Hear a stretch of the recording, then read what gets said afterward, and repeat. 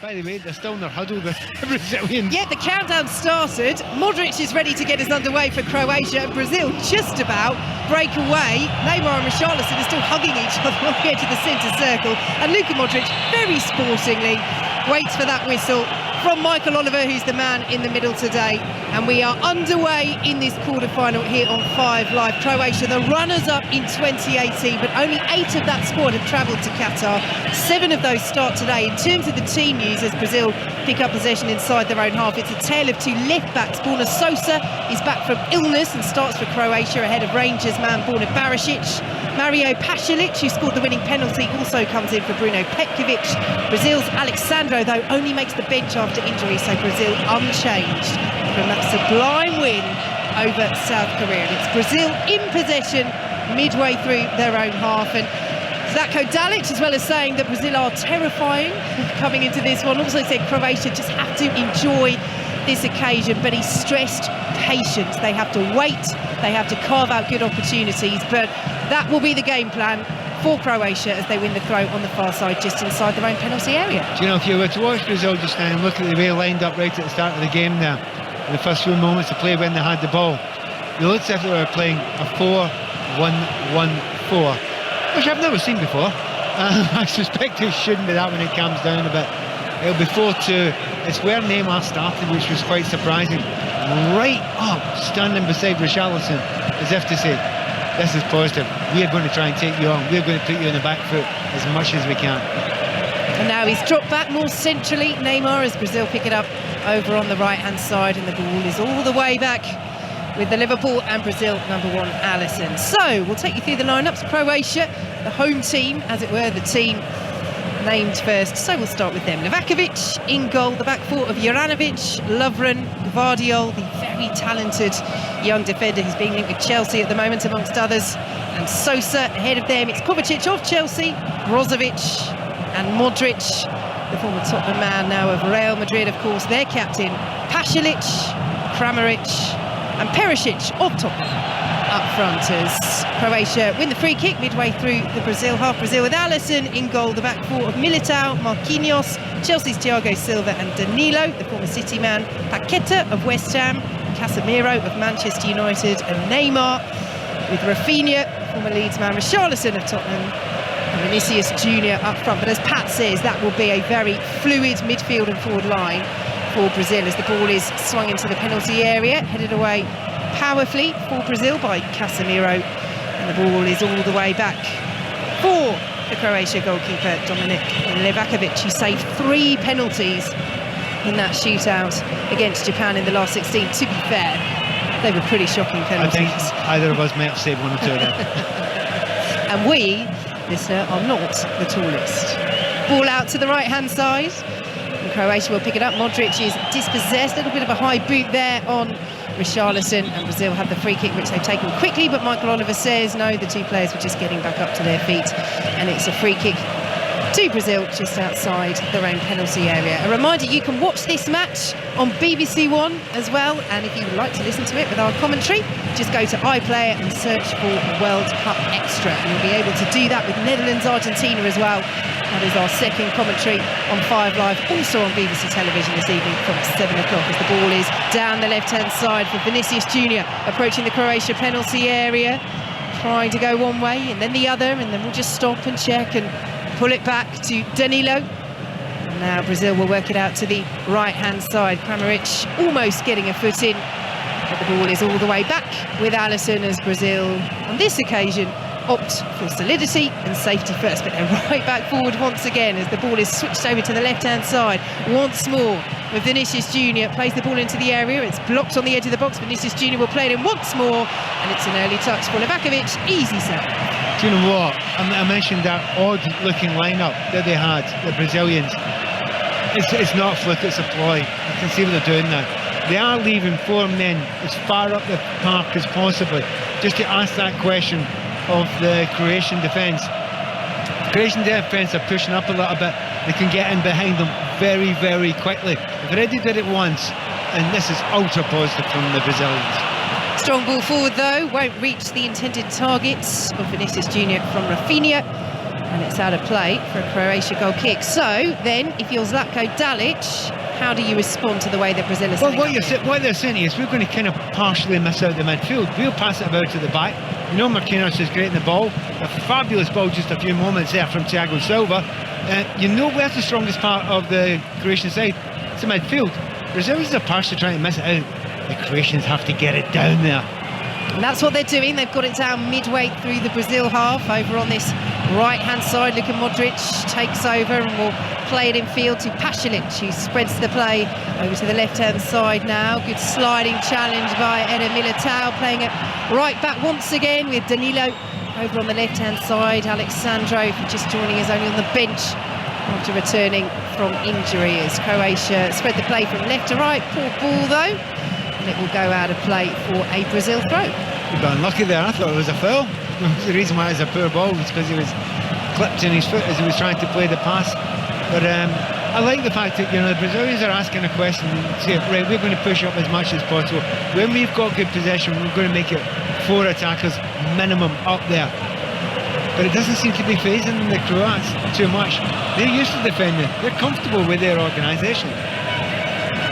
And they're well organised here with Juranovic, who will play the ball into that central position, and the young centre-half Joško Gvardiol playing with the protective face mask after breaking his nose just before the World Cup, but it hasn't affected his performances one bit here. He's been very impressive once again, and you can understand the length that he's getting with a potential Premier League move. Here is the former Liverpool and Southampton man, Dejan Lovren. Out to the right-hand side he goes, and Croatia's first opportunity to just enjoy a spell of possession. 6.5 minutes played here on 5 Live and BBC Sounds.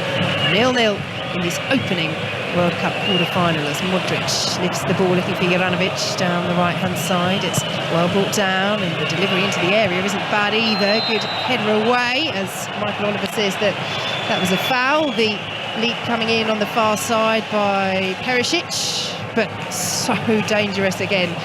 He's been in this more just clear out-and-out advanced role for Croatia. We've seen him fill in wing-back for Tottenham this season, but Perisic, when he is just allowed that licence to be an out-and-out winger, he does it so well for Croatia. So much more fun when you're allowed to do that. You can push up further up the field. Interesting moment there from Brazilians asked a question. You know, the fullback was dragged out. It was Danilo who was dragged out on the left-hand side here, which meant that Thiago Silva had to come out and play the left back. Now, he's rather brilliant, Thiago Silva, but doesn't really want to spend a lot of his time dragged out left back. Dealt with it incredibly well when he was out there, and I think that's something that we've missed in the build-up to this. Marquinhos and Thiago Silva back together again. That's one of the reasons why Brazil have done so well. Ball forward from Brazil. Vinicius Junior is appealing for a handball, and certainly the Brazil fans inside the stadium felt that was a decent shout against Pasalic, but it's not given by Michael Oliver. Croatia have given the ball away straight to Rafinha, who's dispossessed but fouled, and it will be a free kick to Brazil, third of the way inside the Croatia half central position. I think we've seen that face from Kovacic a few times over the years. He makes a good strong tackle, knows it's a foul, and pleads innocence, but he knows it's a foul, and actually it was a very smart foul. He's on the ball here now though, Mateo Kovacic. Lovely back heel to find Luka Modric. It's an interesting one, I'll tell you why in a second. As Croatia work it down the left-hand side, ball into the penalty area. It's over the head of Pasalic and will be shepherded out over on this left-hand side to Vinicius Junior by Danilo.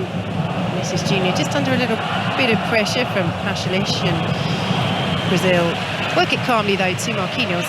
Kovacic, he said a couple of times at Chelsea, he's actually injured himself doing those kind of back heel passes, so he swore he wouldn't do them anymore. I mean, it was more of a flick than potentially a full back heel, but it's something people don't know about. You can get slightly addicted to certain moves because they work for you. It's almost like a repetitive strain for doing it. I was addicted to the scoop.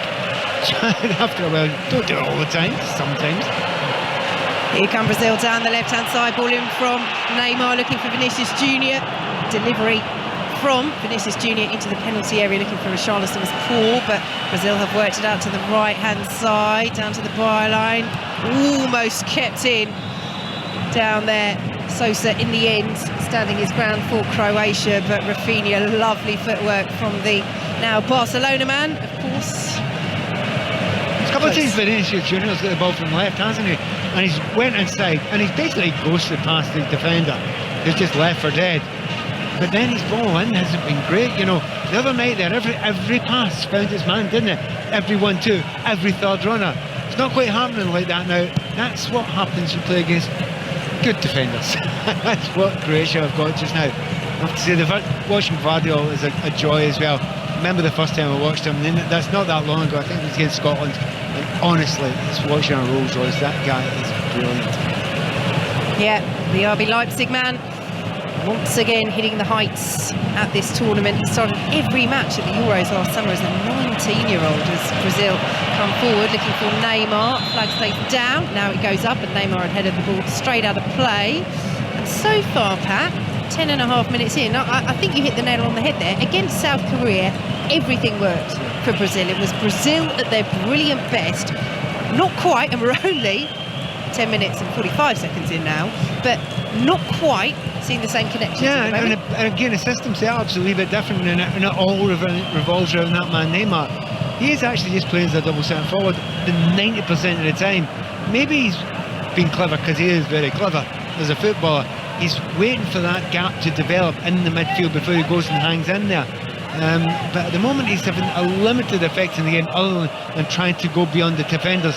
But that's got to be a great ball against good players. Yeah, he's going wherever he wants at the moment, Neymar. Here he is, just inside the Croatia half, dispossessed, out on the left wing, and the throw will go Croatia's way as well. Yeah, it's a little floppy handoff towards the referees. They have to say, I should be getting a free kick there, I should be getting a throw in there. Because he did overdo it a wee bit there, didn't he? There was too many. Flicks and tricks are fine when they come off, see when they don't come off, doesn't look good at all, does it?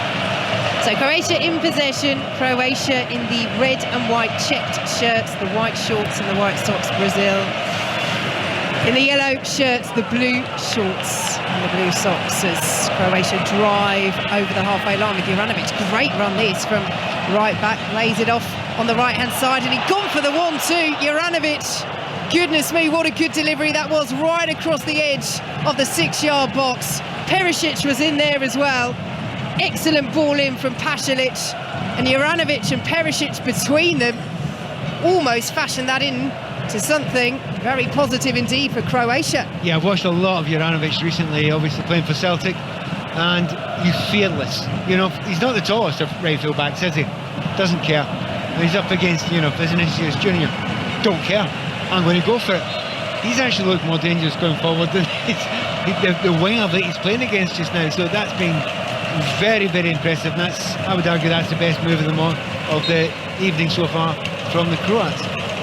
Brazil fans bouncing inside the stadium. They are outnumbering their Croatian counterparts who are away to our left. A little pocket of checked red and white shirts behind the goal as Alisson deals with a rather fizzed back pass. Militao under a bit of pressure here. He had just gone down, Militao, a couple of minutes ago, but Croatia dispossessing. Militao, who's over at right back and winning the corner as well, and a little bit of complacency there from Brazil. Yeah, they expect to be able to play it out. You know, last game they played everything out, complete control, had the perfect start. It's much easier when you get a goal or two in the first 10-15 minutes. Not like that tonight. You're going to have to work for every single pass if you're Brazil. Well done, Modric and goal, winning it back high up the field. And it is Modric who's standing over this. Croatia haven't scored the opening goal in any of their last 8 World Cup matches. What can they do here? Nothing. Modric swings it in straight to the corner of the 6-yard box. Poor delivery. Easy for Richarlison to head away, and Croatia will pick it up just inside the Brazil half. Too much space they're getting just now, the Croatian side. It's leaving a lot of work for Marquinhos and Thiago Silva to do. That's fine, they don't mind that. They're good defenders. They can go man to man. They've been caught again this time.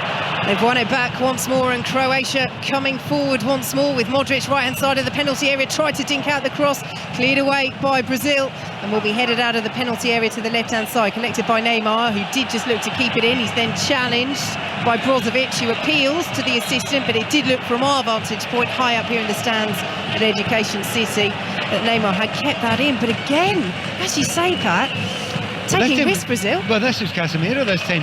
And to be honest, of them all, I think Casemiro's the one that's looked sluggish tonight.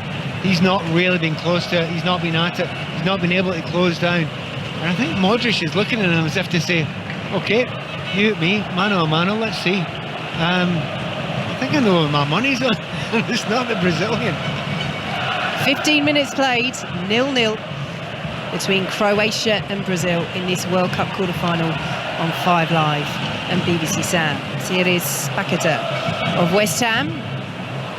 Will be played back to Marquinhos on the halfway line, and now Thiago Silva sends it forward to Paquetá once more. Now to the right-hand side, Brazil will work it.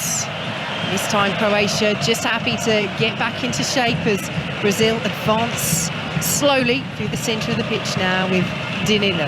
Now Casemiro looked for the run on the far side, calmly dealt with by Borna Sosa, who will just duck his head and allow that ball to bounce out for a goal kick, which Novakovic will take. Yeah, do you know what? I'm just nodding there thinking, people will complain about the final pass from Brazil there. They actually moved out very quickly in the move. They zipped it around, they asked a couple of questions and had absolutely no effect on that Croatian defence. They didn't budge, they just went, yeah, very good. Do that in front of us all day long if you like. We'll just keep our positions, and didn't leave any gaps at all. That was really impressive defending. Here come Croatia down the right-hand side. Kramaric, the former Leicester man, drifting out into a wide position. He is playing through the middle. Kramaric today as Croatia just shuffle that forward line once again. The move breaks down for Croatia, and Brazil have it all the way back on the edge of their own penalty area with It's Alisson. that line again, isn't it? It's a 4 up in a line, maybe 5 now. Paqueta's pushing up. It's really quite an unusual way to play, as if we don't want to play through the midfield. We want to play over and beyond the midfield, which you don't think of as the Brazilian way a lot of the time, but maybe, as I say, that's trying to stretch it and miss out where the Croatians are strong. As they pick it up on the right-hand side, Brazil, but yes, as you see there, immediately they played into that central position on the ground, Brazil, and you've got Kovacic, you've got Brozovic, you've got Modric right there, right on top of them. And you can understand why Tite, the Brazil manager, is maybe trying something a little different. And we have to say, it's not like they're hooping it over the top, no, but they're trying to use the width, and as you say, they're trying to go from full-back or centre-half to wide player, rather than through their central pairing of Casemiro, really, because Paqueta's drifting around everywhere. To be fair, they used to do it a few years when they had David Luiz. It was a common ploy for them to do it that way as well, and it did work quite well for them, but just slightly surprised at it tonight. Kramaric works the ball out to the left-hand side. Perisic wins the header. There's nobody there ahead of him, though, and Brazil will allow that to roll out for a throw. Goalless here, 17 and a half minutes played. It's worth underlining to listeners, this is not Croatia being dull and uninteresting and utterly defensive. They're taking part in this game as well. Vinicius Junior, lovely ball into the area, cleared away at the back by Gvardiol, and will be chased down that left-hand side by Sosa, who gets a good foot in ahead of Rafinha. Ball goes out for a Brazil throw midway through the Croatia half. Goalless here on 5 Live and BBC Sounds as the ball is into the penalty area. Richarlison, well closed down, taken off his toes nicely, and Croatia will work the ball away. Good play by Brozovic back there defending, and now Modric with space to turn into. He's still inside his own half, but soon, right now, he'll be over the halfway line. There goes Modric out to Pasalic. Down the right-hand side comes Juranovic, picks it up for Croatia just outside the penalty area, and will calmly play it back to Brozovic as Croatia work it out to the left-hand side now. Possible shooting opportunity, charged down. Kramaric's effort on the edge of the penalty area. And Gvardiol has to watch this carefully because he's got Richarlison right behind him, but he does so, and it's all the way back with Novakovic 0-0. It's interesting because you watch Richarlison. He is one of these guys, he's chasing pigeons, he's chasing everything just now, right? And then he sees Gvardiol ahead of him and thinks, no, I'm not going to chase you, I'm not going to catch you, I'm not going to give you 2 yards. And so it just shows you even top class players have looked at Gvardiol and thought, nah, you just don't get easy possession off this player. I'd see that just now, not regularly, I've not seen it much anyway. Kovacic with the ball out to the left. It's chested down by Militao, who again just dallies a little bit, and Perisic is wise to that. Closes down the Brazilian right back, but Brazil do work it out to this left-hand side. Chasing pigeons, not a usual phrase, but I like what you did there. You know where I'm going, yes, you know where I'm going. We shall see if Richarlison gets his chance to break out the pigeon dance. Apparently they do have 10 different dance moves for 10 potential goals that they might score. You've got to be prepared, haven't you? Brazil on the halfway line. I hope they have to get 10 different corners, because I think that's probably more important that you have 10 different free kicks and 10 different corners rather than 10 different dances. Out to the left-hand side, Vinicius Junior for Brazil into the penalty area. He's being well marshalled though, trying to twist and turn. Little 1-2, tried to place it in the bottom corner. It's well blocked away by Gvardiol and cleared away by Croatia, but that was silky smooth from Brazil, and they're coming forward once more. Their best move of the match. Lovely 1-2 with Vinicius Junior. As Neymar into the area, again tried to place it and can only place it straight into the arms of Livakovic. It was a little echo, wasn't it, of the play the other night. Nice little 1-2, played into Richarlison. He's got his back to him and Neymar. When they've got their back to the goal, they take up great positions, and both of them have done so at a variety of different times tonight. But it's the willingness to make the run at an odd angle, which is almost impossible to stop. We saw him in the goal the other night that Richarlison scored, and that was the same sort of move again. Here come Brazil once more. Neymar tried to slide it through to Vinicius Junior inside the penalty area, just a little bit too much on it. No, I'm not having it. I'm not having it. We can disagree on that one. Because you see Neymar, he's saying, the ball, take the ball. Don't run onto that ball. The ball has to hit your feet and kill it. Do you know what, Neymar? People like you can do that. Not everybody can. he's trying to say, you should be as good as me. For a top player, if that's a Messi or that's a Neymar on the end of that, they take that and they score. Brazil in possession. Brazil starting to go through the gears, but we're still 0-0 midway through the first half on 5 Live and BBC Sounds. Paqueta in field to Marquinhos, who steps into the Croatia half. Now Militao sends it forward to Marquinhos once again, but he's lost it, the centre half, and Croatia with the little triangle still inside their own half as Marquinhos makes a nominal effort to jog back into position, but they really are pushing high now. Brazil, as Croatia go all the way back to Livakovic, spreads it out to this right-hand side, and Juranovic, the right back, now with Lovren, and back to Livakovic once more. And Croatia will look to build from the back once again. Croatia, who have lost just one of their last 20 games. That was 3-0 to Austria in June, but during that time they've drawn with France, they've beaten France, they've won their Nations League group ahead of France in Denmark. Yes, we talk about the side of 2018 that finished runners-up as Brazil pick up possession just inside their own half. Yes, there are only 8 of that squad there, but this is a Croatian side, and we've mentioned Gvardiol in particular, but it's got the experience, the likes of Kovacic and Modric, and also the youth of players like Gvardiol, and they're on a very good run of form under Zlatko Dalic. Hey, they even beat Scotland. That's how good they are. I should have mentioned that first. No, they are good, and they're well organised and technically good as well. And it's another one of these teams that have got some players on the bench which are pretty special as well. Ball into the area, headed away by Lovren, chested down by Richarlison, laid off to Casemiro, little deflection, takes it behind for the Brazil corner. What about the touch from Richarlison though? Remember the other night there when he did that little control in the head and take 3 touches in the head? Well, it wasn't quite as good as that, but it's come out of the air, it looks as if there's no chance of him controlling it. He takes it in his chest at an odd angle, moves it away from his body, keeps it back in play. They end up getting a corner out of absolutely nothing. Brilliant play by Richarlison. And the Brazil fans in that corner away to our left raise the noise as Rafinha goes over. Ball is swung in, cleared away well by Perisic, will be helped on out of the penalty area, and Croatia will win the free kick just outside the box as well. And danger is averted, and we're still goalless. Well done, Luka Modric. He didn't want to go for a sprint there, so got in front of the player and then threw on the ankles. Just pulled the brake there and then straight over the top of him. Got the foul and taking a little bit of pressure off, because it was building there, wasn't it? The Brazilians last 3 or 4 minutes, you know, it's as if they thought, right, okay, this isn't working, let's lift the pace a bit. Oddly enough, I don't know how much they can. I don't think they can actually play a high press. I've seen them try it once or twice in this game. I don't think they can do that necessarily particularly well against a team that's very good at passing out from the back. Here is Brozovic, squares it to the young centre half, Gvardiol. Brozovic will pick it up once more as Modric waits in the centre circle. 37 years young, Luka Modric. What a career he's had. As Juranovic controls well with his head. Richarlison would have been proud with that, and then he's cleared out by Danilo. And Croatia have a free kick deep in Brazil territory on the right-hand side, and Danilo is going into the book from Michael Oliver. Right, okay, he's holding his head. He says a terrible head injury. We're going to see in slow motion here. Did he get kicked in the head? We need to see. Nope. Clearly he got away.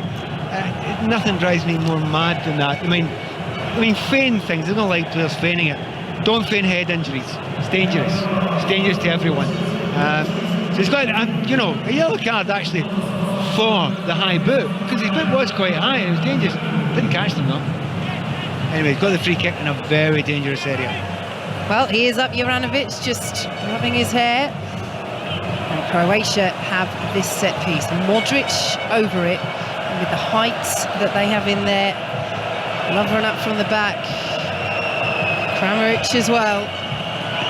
Plenty of reds and whites, check shirts to aim for, and for a man with the set piece prowess of Luka Modric, these chances, these opportunities, these set pieces will be some Croatia needs to take advantage of. And again, the delivery from Modric is poor, cleared away by the first man, and Brazil's turn to win the free kick. Neymar tumbling just outside the penalty area, and we're still goalless. We almost had a moment of high comedy there. Right behind the goal, Brazil goal, you'll see they've got a man who's warming them up, you know, he's getting the fans going, he's got a big Brazil flag on his back and he's getting everyone singing. He almost gets smacked in the back of the head with the ball that was shot, missing him by about half a foot. That would have been painful, but still quite funny. Brazil in possession just inside their own half. Yeah, we saw this, didn't we, Pat, you and I, against Morocco against Spain. There was a Moroccan fan, same goal away to our right, behind the goal where that yellow wall is banked for Brazil, orchestrating everything. I don't think he saw much of the game, and it's the same for this chap in the Brazil flag. He's got a big yellow hat on as well. Might have a cheeky look over his shoulder as our green-trousered Moroccan friends would do. But yeah, he needs to watch it, doesn't he? Vicky, hope it's not the same guy. This is a different top one. Brazil out to the left-hand side. Vinicius Junior, well dispossessed though by Brozovic, and Croatia will play it forward, intercepted by Danilo, who intercepts once more as Croatia send it back, and Croatia pick it up. Danilo's there again, now he's dispossessed. Got to be careful here, Danilo, having just been booked. Sliding challenge from Casemiro is a strong one, but a fair one, says Michael Oliver. And Croatia try and work it down the right-hand side, but Kramaric can't keep hold of it, and Marquinhos will send it all the way back to Thiago Silva, 0-0. You know, early on, I talked to the Croatian journalists and the Croatian ex-players, you name it, they're all saying the same thing: maybe go to extra time. And you see that, you know, you understand that this looks like a very close game. These are two teams that are very well matched at the moment. There's not a great deal between them. I know we were so impressed by how well Brazil played in the last game, but most of also had that caveat, didn't we, that yeah, but it was that one game, and it was actually just that 45 minutes, and so far it's been okay from Brazil, not much more than that. Throw to Croatia, just inside their own half. It's isn't it? It's the conversation we were having just before kick-off. The group stage was solid rather than the spectacular showing that Brazil put in against South Korea. They've got a free kick here. Brazil just inside the Croatia half, central position, and Casemiro's over to Michael Oliver, and Neymar's joined him, just saying, should there be a little bit further punishment there? But Michael Oliver is not to be moved. Yeah, Rafinha went down there, and Michael Oliver was very close, and he's had a look and just looked up and went, well, I'm giving you a foul, I'm not giving you anything else, may as well go up. So he did. There also was a wee nudge before that, so the referee's he's got his work cut out today. There's a couple of nicks and flicks and kicks now. So free kick to Brazil, midway through the Croatia half. Neymar, one of those, standing over it. It's a long way though, isn't it? It is. The yellow shirts are lined up on the edge of the area, and Neymar does swing it into the box. It's cleared away on the edge of the 6-yard box as it was cut back across by Gvardiol, with the clearance for Croatia, and Brazil will play the ball all the way back to the halfway line, scooped forward. You like that pass by Danilo? Well, trademark move as Brazil come forward once again. Paqueta of West Ham picks it up, and now Rafinha. The wall there of reds and white check shirts is a hard one to play through, so Brazil go sideways instead as the ball is now swung into the penalty area, flicked away, and Croatia will be able to clear down the right-hand side. But again, they try and play their way out of trouble, and when you've got a player like Modric, you can always have the option to do that. Juranovic down the right-hand side, nice little 1-2 again, this time with Pasalic. Juranovic now, crossfield ball out to the left-hand side, and Perisic, the tall Tottenham man, approaching the penalty area, will go for goal and kills it over the bar. But again, Pat, he's getting a little bit of joy there, isn't he, against Militao? The two areas, you know, he just cuts in, he's not done anything complicated, he's just dropped the shoulder, moved in. you have to also look at the build-up play. I think Juranovic is having a brilliant game on the right-hand side. I mean, this is top-level stuff. And Celtic player, again, he doesn't look the tallest player, but he is utterly unfazed, and he has looked the best attacking player possibly on the field, but certainly in a checked shirt at this time in the game. And he's not looking behind him. When he leaves his winger, you just say, right, I'm off, I'm gone. The rest of my defenders can cover me, because I just want to go and try and create a goal. And he looks like he's capable of doing it. Yeah, as Pat says, Celtic man's having a great game as Neymar is upended after a lovely bit of skill. It will be a yellow card into the bargain for Croatia as well, but the flicks are just starting to come out, aren't they? Brozovic is, to be honest, that is the most obvious you've ever seen. And he was fuming, because we're at a distance here in an angle, but I'm sure he's not megged. I'm absolutely convinced it was megged by Neymar, who then he got away from him, and it was just a drag back. And the ball was played quickly there. The referee hadn't pulled the whistle, but the Charlinson was wiped out off the ball. Now, the ball wasn't in play. Mikhailov's gone over and had a word with Dejan Lovren stiff to say, spotted that, and you're lucky. Yeah, free kick retreats to be taken as Michael Oliver wishes, and Brazil don't make the most of it. And here is Kramaric for Croatia as they look to break down the left-hand side. Perisic picks it up now, tries to play it on, but in the end can only play it off his own teammate, Borna Sosa. And it's a throw to Brazil, taken quickly, well read by Gvardiol, who gets a foot in not once but twice and stops what was a dangerous attack down that right-hand side.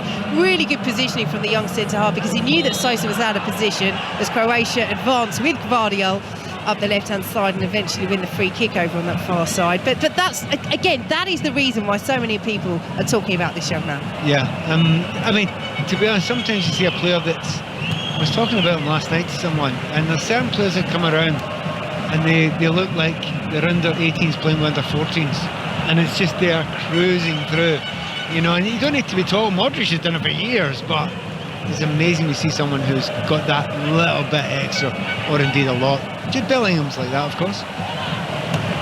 Here come Croatia down the right-hand side. Juranovic ball into the area. Alisson underneath it, had to punch because Perisic was right there with him. And Rafinha will pick it up on the far side. And Brazil, under pressure down by their corner flag, will take it back to Militao, who clears the ball long downfield. It is a potential link to target, isn't it, Eder Militao at right back. He has played 2 matches in that position for Brazil at this tournament, but more naturally, a centre-half, and he's having to make to amend there in his less favoured position, shall we say, given the injuries that Brazil have at fullback. So Croatia come down this right-hand side, 32 minutes gone, in what has been, as Pat Nevins alluded to, an even contest so far. You'd have to say Brazil have looked the more dangerous, but it's only shading it in terms of chances that they've had, and neither goalkeeper meaningfully called into action. Novakovic has made a couple of saves that have been straight at him. Alisson's had a couple of punches, but Novakovic clears away down the right-hand side. And have to say, this is finally poised as Juranovic plays it forward to Pasalic. Infield to Juranovic once more, and Modric, who it's just so beautiful to watch, isn't it, Pat? Still at 37, just controlling that Croatian midfield, just ticking along like a metronome and starting things off creatively and well. It can look balletic sometimes, he's got such a comfortable way with the ball. Whatever angle it comes to him, he's bending his body to move in a different way and leave people behind. And you're right, particularly his type of body shape, you wouldn't be surprised if he's doing exactly the same in 2 or 3 years more time.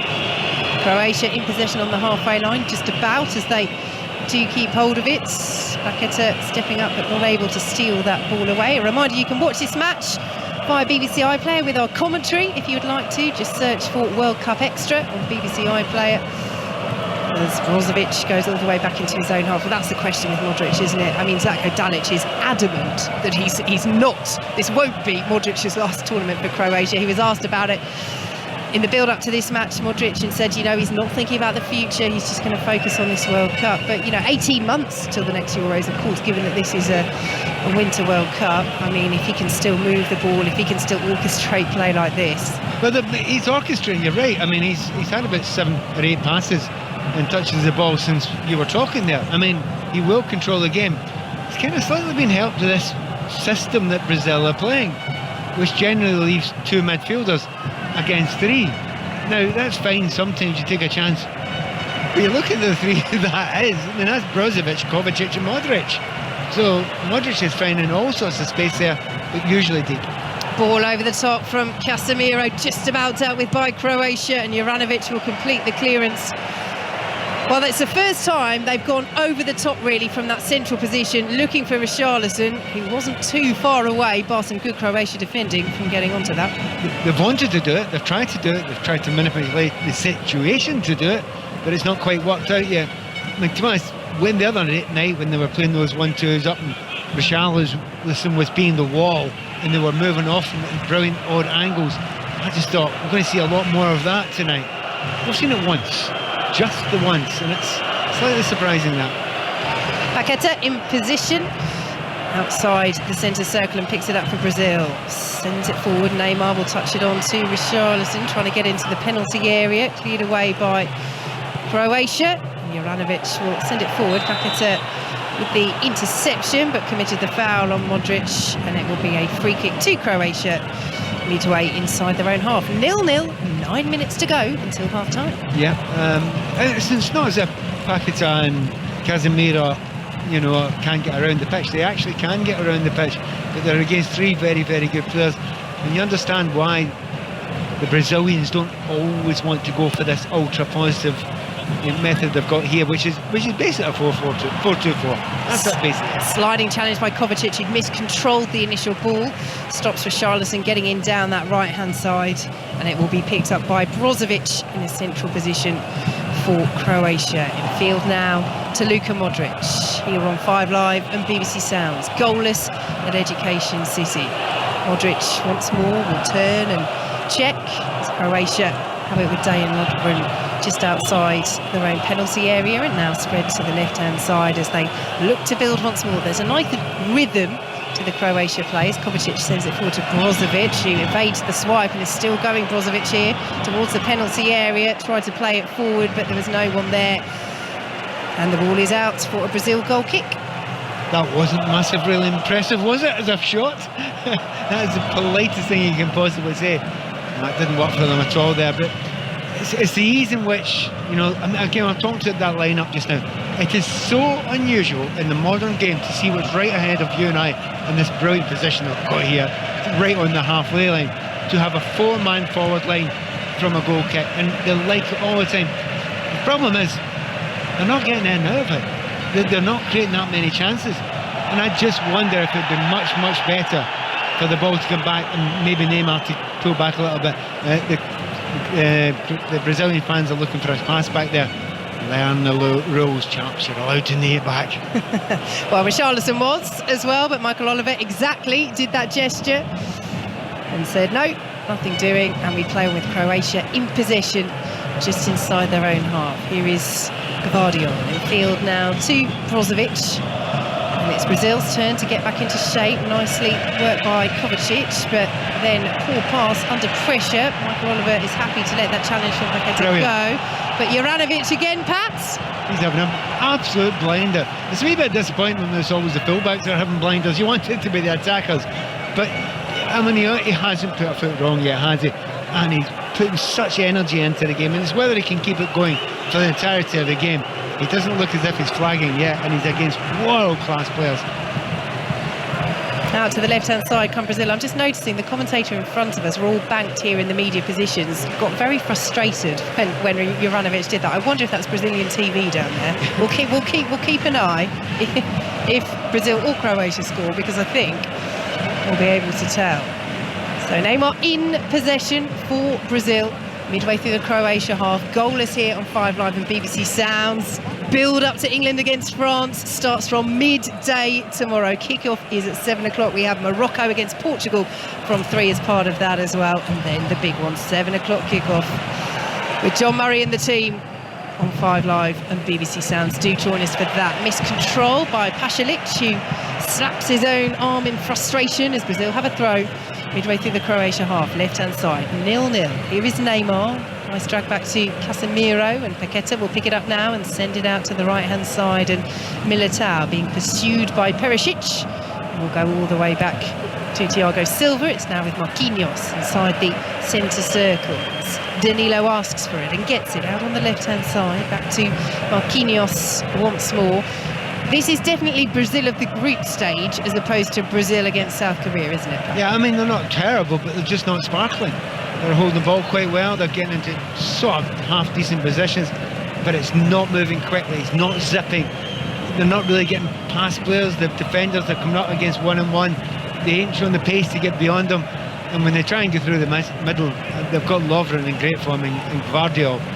I mean, he's just cruising. I mean, you wouldn't think it against the quality players, but he is.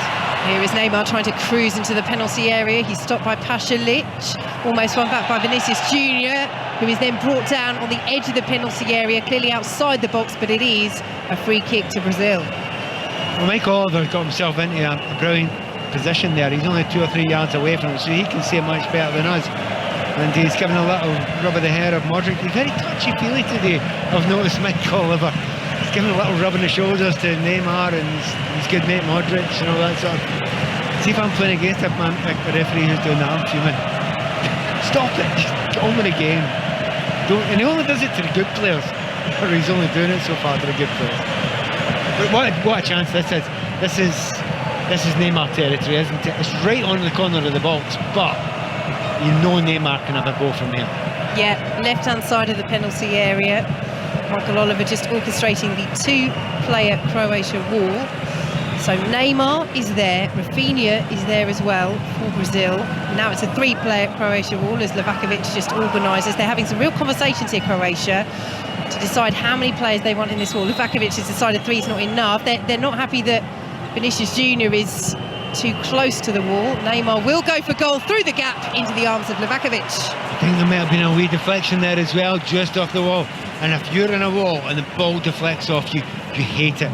Because that is the worst thing that can happen, because the keepers usually can't react to it. And just having another look at it again, yeah, it has taken a deflection. I thought that, but it only moved at about 6 inches, which I think Livakovic is delighted with. It only moved a little.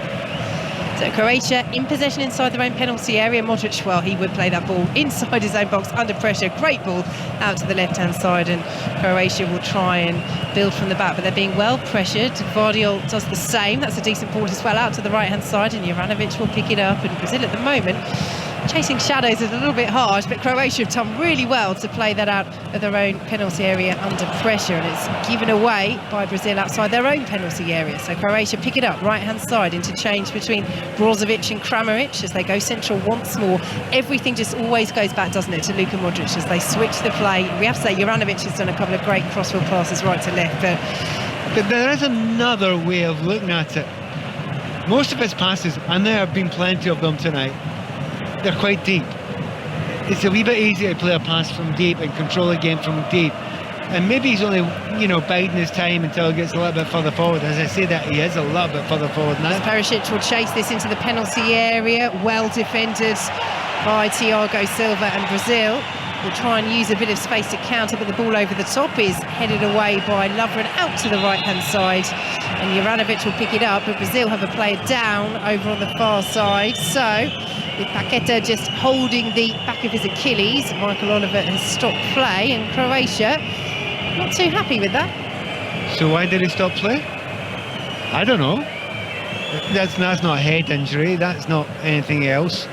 He's just hurt himself from falling over.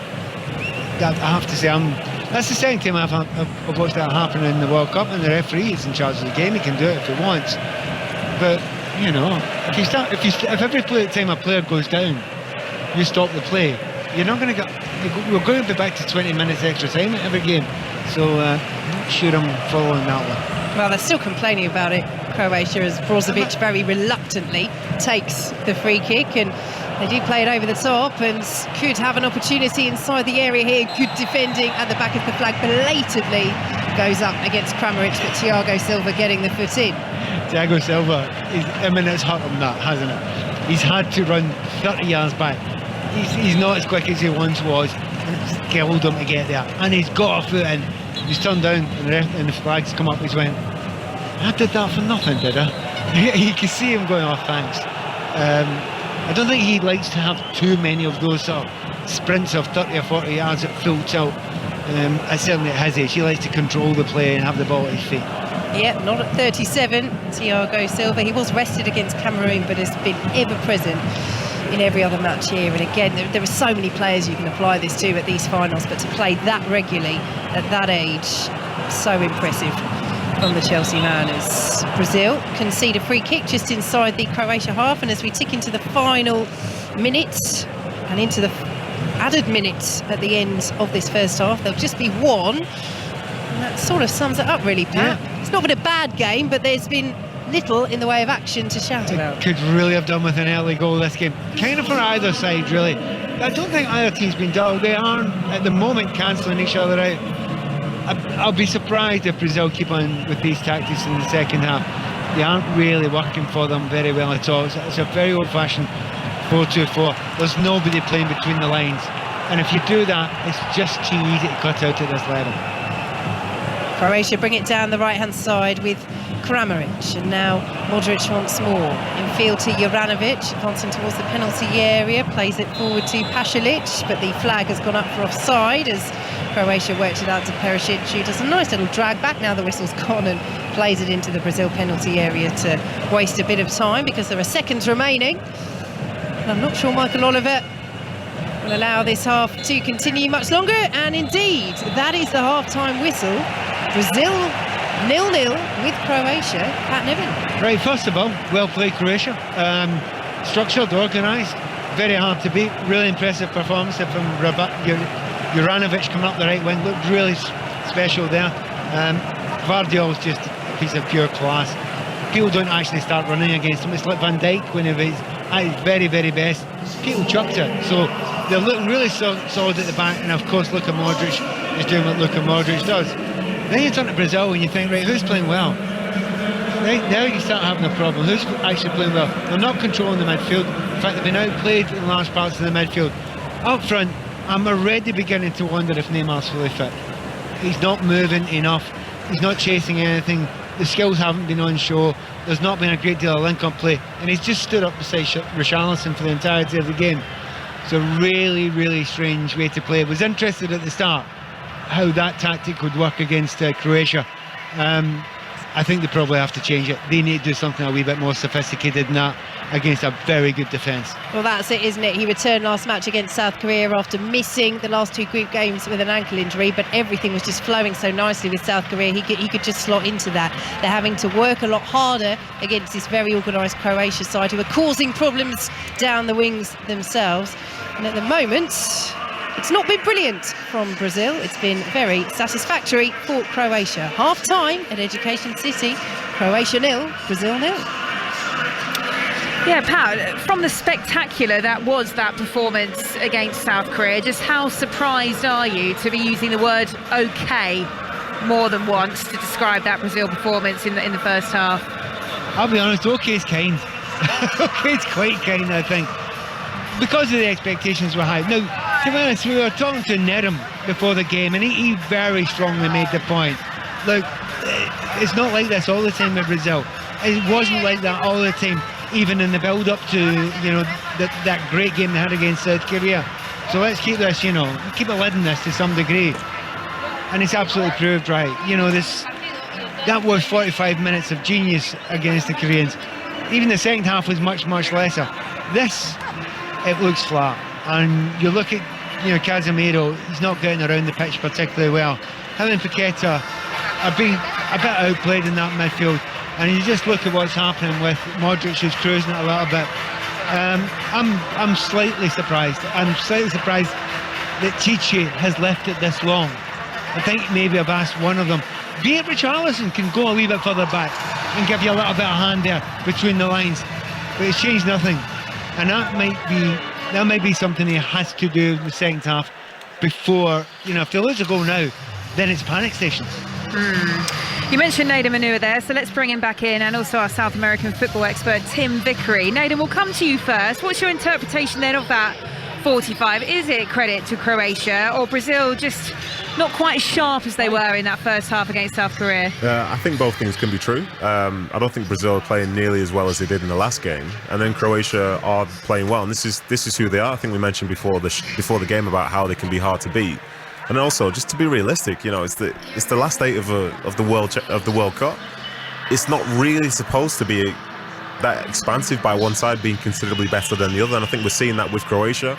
They've earned the right to be in this spot, and as I say, they do have positive memories from the last time they were at a World Cup. So I'm not really surprised by it, and I think some people will be disappointed because they do want to see tons of goals, but it works two ways. You find some of the best attackers in the world at this stage, but also some of the best defenders and the best tactical defensive minds as well. So it's no surprise for me that the game is at this stage 0-0 at half-time, and obviously everything could change, but I just don't expect to see tons of goals in the latter stages of tournaments. And if that is the case, then it's maybe because people are turning more sort of desperate because time's running out. Tim, quite understandably, people were quite excited about Brazil, particularly after their last performance. But actually, you alluded to this before kickoff, didn't you? Suspected that the Croats would be a lot more difficult to break down, and that tactically they may well cause Brazil a few issues. Well, Naden called it better than I did. He got that one absolutely spot on. And I expected a proper game, and we've had a proper game. South Korea was an exhibition game. Let's go through it a little bit. Right at the start, you see the repertoire of Brazil. One glorious long pass to Vinicius Junior from Thiago Silva. Another glorious long pass to Vinicius Junior from Marquinhos. The centre-backs can play out Croatia with one pass. Now that's a warning to Croatia. So what do Croatia do? They have to drop a little bit. And now Brazil run into problems because now we know that Neymar is not exactly 100%.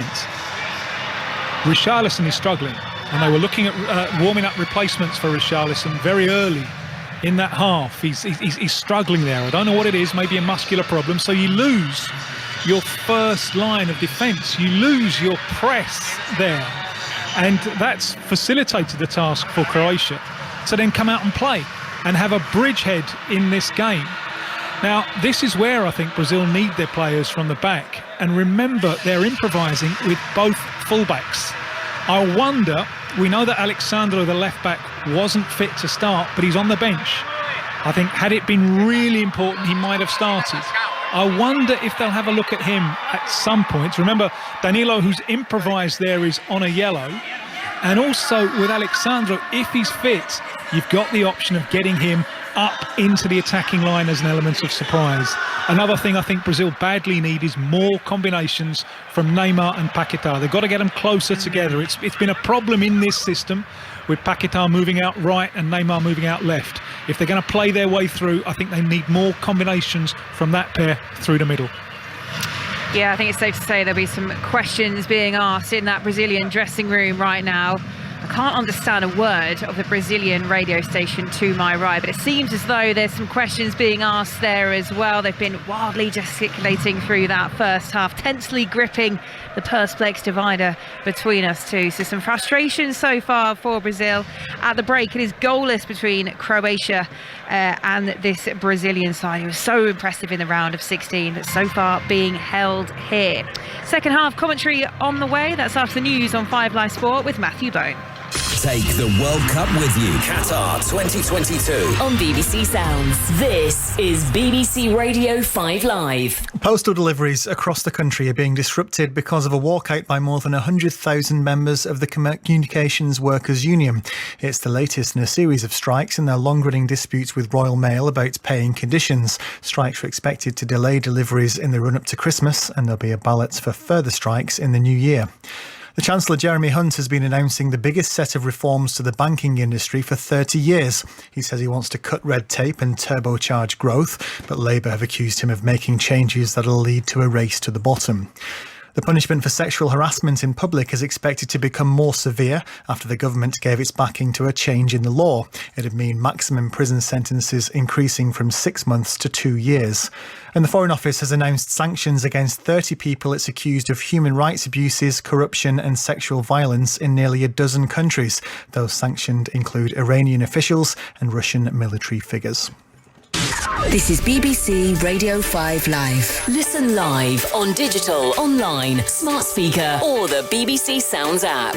In the latest travel news, in West Yorkshire on the M62 eastbound, there's 7 miles of queuing traffic because of an accident between junction 30 at Rothwell to Castleford at 31. It's now on the hard shoulder. All lanes are back open, but there's still delays of 20 minutes. In Buckinghamshire, the M1 southbound, there's a lane closed from junction 1 at Milton Keynes to 13 from Bedford. That's because of an accident. And on the M25 anti-clockwise, there's severe delays because of a broken down lorry at the Wisley interchange.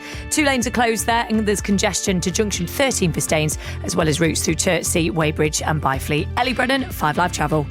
BBC 5 Live. The FIFA World Cup, Qatar 2022 with Emma Saunders. Half-time then, it is Croatia 0, Brazil 0. Second half commentary to come, and a reminder you can take the World Cup with you for all 4 of the quarter-final ties on BBC Sounds. Away from the football, it has been a tough day for England's cricketers in their test series against Pakistan. Leg spinner Abrar Ahmed took the best figures by any spinner on test debut for 14 years for Pakistan, with 7 wickets for 114 on the opening day of the second test. England were bowled out for 281. Pakistan are currently 107 for 2 in reply.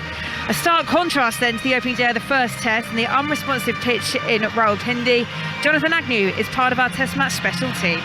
Yeah, it has been a very different sort of match here. Much more even contest between bat and ball, which has spun almost from the word go. Not too much, but just enough to suggest that as this pitch wears, there's going to be more for the spin bowlers as the game goes on. So England's 281, was it enough? I'd think they'd probably have fancied 350 batting first on this pitch, but they were undone by some superb spin bowling, some unusual spin bowling too by Abra, who took 7 for 114, the first 7 to fall, and with Zaid picking up 3 at the other end towards the end of England's innings, the spinners picked up all 10 wickets between them. There's 1 for Anderson and 1 for Leach as Pakistan replied, but the fluent Baba remains on 61, with Pakistan still 174 runs behind. So, spin bowler Alex Hartley sitting alongside me. It's always nice to see something a little different, isn't it, Alex? It is, and that is exactly what Abra is, isn't it? He's completely different. The way he holds the ball, the way he bowls his variations.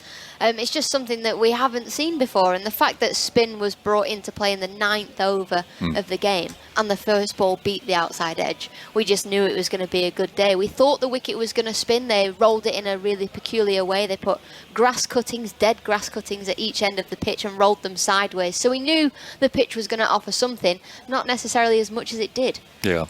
I can't imagine for a nanosecond trying to bowl a ball off the ring finger, which is bent behind, or coiled behind the ball, and flicking it off either way so it spins in 2 directions and with such accuracy. And I would urge anyone listening to try it with an orange and see how you get on. You've got a ball in your hand. I mean, this is something very different, isn't it? Well, there have been a couple of bowlers flick off their middle fingers, but I don't think I've seen one bowl off the ring finger. Yeah, off the ring finger. It's just so that he can get more spin on the ball. He can use all of his fingers, and he puts the finger behind the ball. He can actually adjust the position of that ring finger on the ball. And then his variation is he puts that ring finger back on the ball and he takes the middle finger off and then he flicks it out. And his googly is somewhat different to what we've seen before. It's not necessarily the normal googly where the ball turns in towards the right hander. It does still turn, but it comes out the front of the hand as well. So he's incredibly skilled to be able to then get that ball to go the other way. I mean, it just poses the question, why was he not playing in that first test match? Yes, it does. I just love the look on Ben Stokes' face too. I mean, he had that ball absolutely covered as far as he was concerned, and when he heard it hit the stumps, I mean, his jaw just dropped. He did. I've never seen Ben Stokes look so surprised. We've seen him in the last few test matches he's played laugh when he gets out because he's been playing some expansive shots. He was trying to defend this ball from Abrar and it literally went through his defences. Abrar has said after the game that was his favourite wicket, and rightly so, but also because Ben Stokes is his favourite player. Yeah, well, there you go. Just thinking, England 117 for 1. Okay, they were still pushing along, playing this very positive game that they played. To be 117 for 1, 281 all out, they'd have wanted more than that, wouldn't they? Batting first in these conditions. Yeah, of course they would have wanted more. I think you're right saying 350. They would have taken probably anywhere between 330 to 350, so they have fallen short. I think what took me by surprise the most is that Mark Wood at the bottom of the order was actually going along really nicely, and he was finding the boundary with ease. And then Jack Leach, his first ball, he played the reverse sweep shot and got bowled. Yes. And then Jimmy Anderson, you can sort of forgive Jimmy a little bit more because it's his genuine scoring shot. He plays it time and time again. But you think if you're trying to get up and around 300, when you feel like could be slightly short on what is a tricky wicket, could somebody have just stayed around with Mark Wood a little bit longer? That's the question. Let's see if Ben Duckett answers it. He's been speaking to Simon Mann. Well, Ben, a very different sort of opening day today. What did you make of it? Yeah, pretty exciting. I think today is all about kind of assessing the conditions early, and I think as soon as the seamer bowled that slower ball there, we knew it was going to turn, and we felt the best way was to be really positive and try and score as quick as we can. And yeah, I think the game's in the balance. When you looked at the pitch this morning, you mentioned that delivery from the seamer that turned. It was a slower ball that turned. When you looked at the pitch, did you think actually there could be some quite significant turn on this first day? We knew it was going to spin, and they wanted it to spin. You obviously don't know if when it's going to do it. But it's pretty exciting that it's on day one, and hopefully it spins more throughout the game, and I think it'll be a great game. How much is there in that pitch? I mean, you've been out there for the spinners at the moment. Yeah, obviously it's spinning quite nicely. We're probably missing that mystery spin, but I'm pretty sure it'll happen quite fast. I think if we could easily take 3 or 4 in the space of 4 or 5 overs. So we just got to hang in there, try and restrict them as much as we can, and hope that it comes in a cluster. Another exciting test match in prospect. Yeah, I think it'll be a pretty exciting few days. And you can hear live ball-by-ball commentary of the second day from 4:45 a.m. on 5 Sports Extra. The latest Test Match special podcast is now available on BBC Sounds. Well, over the break here, we've been treated to quite the magnificent light show. The stadium pitched in darkness, 4 drummers in the corner of the pitch in these light-up onesies. Great for the casual fan, not so great for our commentary team, trying to keep an eye on the subs on the pitch warming up, and therefore unable to really see if there's been any changes.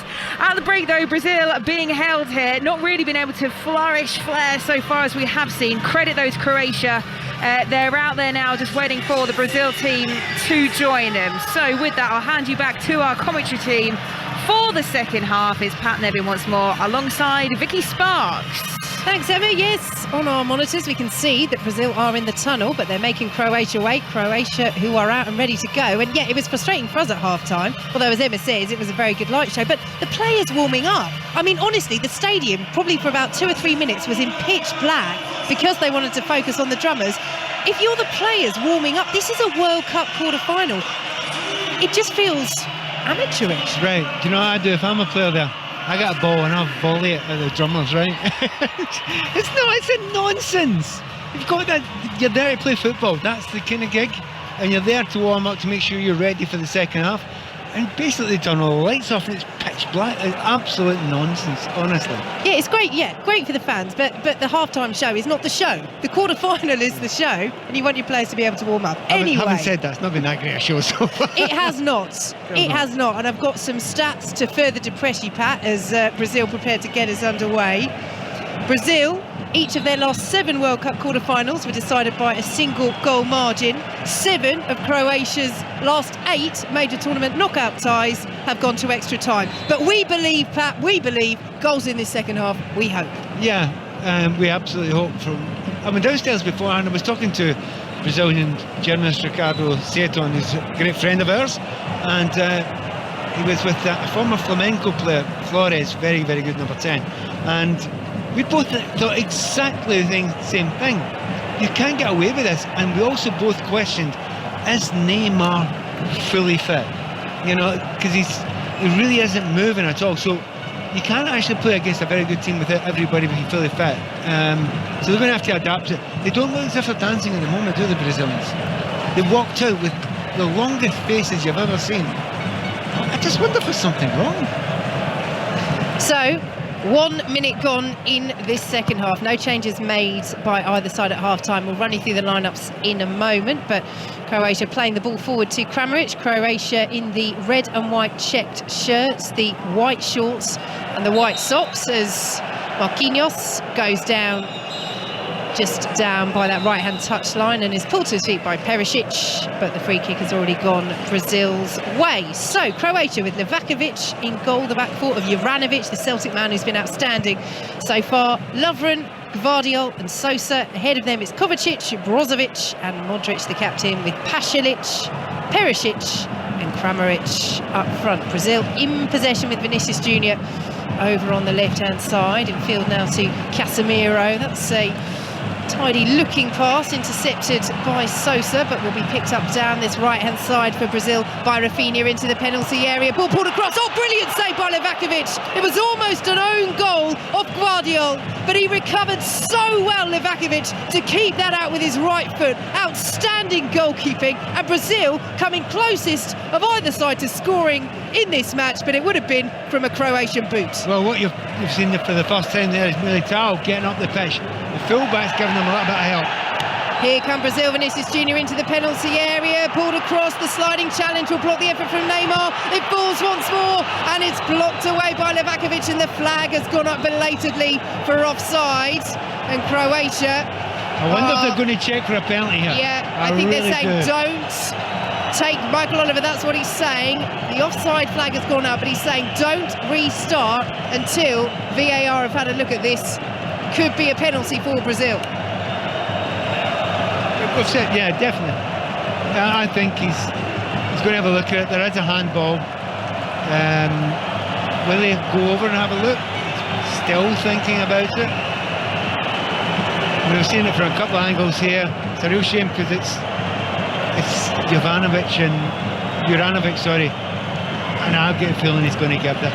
I really think he's going to give this. Well, it's so unfortunate, isn't it, for Juranovic, because his arm is in the running motion. He completely misses the header, and that's why it hits his arm. Now, he will argue, look, I'm in a natural position, and VAR have agreed. So the offside stands.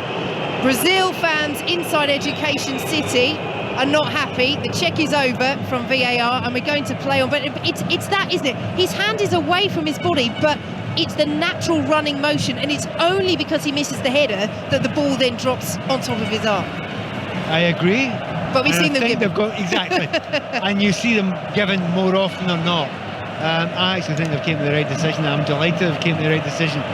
But I thought they were going to give it because his hand was so far out from his body and the ball struck it, and it's in the penalty area, and that's what happens sometimes. So Croatia very happy with that decision. Michael Oliver not required by VAR to go and have a look at the screen, and Croatia coming down the right hand side once more. Brazil defending, they're playing from left to right in the yellow shirts, the blue shorts and the blue socks as Kovacic picks it up, central position. Back once more as Croatia work it down that right hand side, bit of space as they go down to the byline, pulled across, blocked by Danilo. Croatia corner. So man, Juranovic again, he is flying down that right hand side again, downstairs for a few minutes before the half time there. Everyone was talking about him. I mean, he wasn't up there. Now, I would say the top 12 to 15 players you thought would be the talking point at half time, but he certainly was. Yeah, he's done very well. Now Croatia looking to do very well inside the Brazil penalty area. 0-0, corner swinging from the right hand side. That's a better delivery. The header was won by Perisic. It will be pulled back in by Kramaric and blocked and cleared away just about on the goal line as the flag belatedly goes up on the far side. Brazil did get the clearance away. It was a very tight angle there for Kramaric. He was just trying to fizz it back into the mixer, but it will be a free kick to Brazil. 0-0. 5.5 minutes gone, but livening up a bit, This Pat. is better, absolutely. This is lots better. This is what we kind of, you asked the question beforehand, expect. No, it's what we hope for. Now, it's whether both teams will actually keep on going at this sort of rate. A lot more willingness for the fullbacks to go for Brazil in this second half. And I think the manager's, he's had a word with them.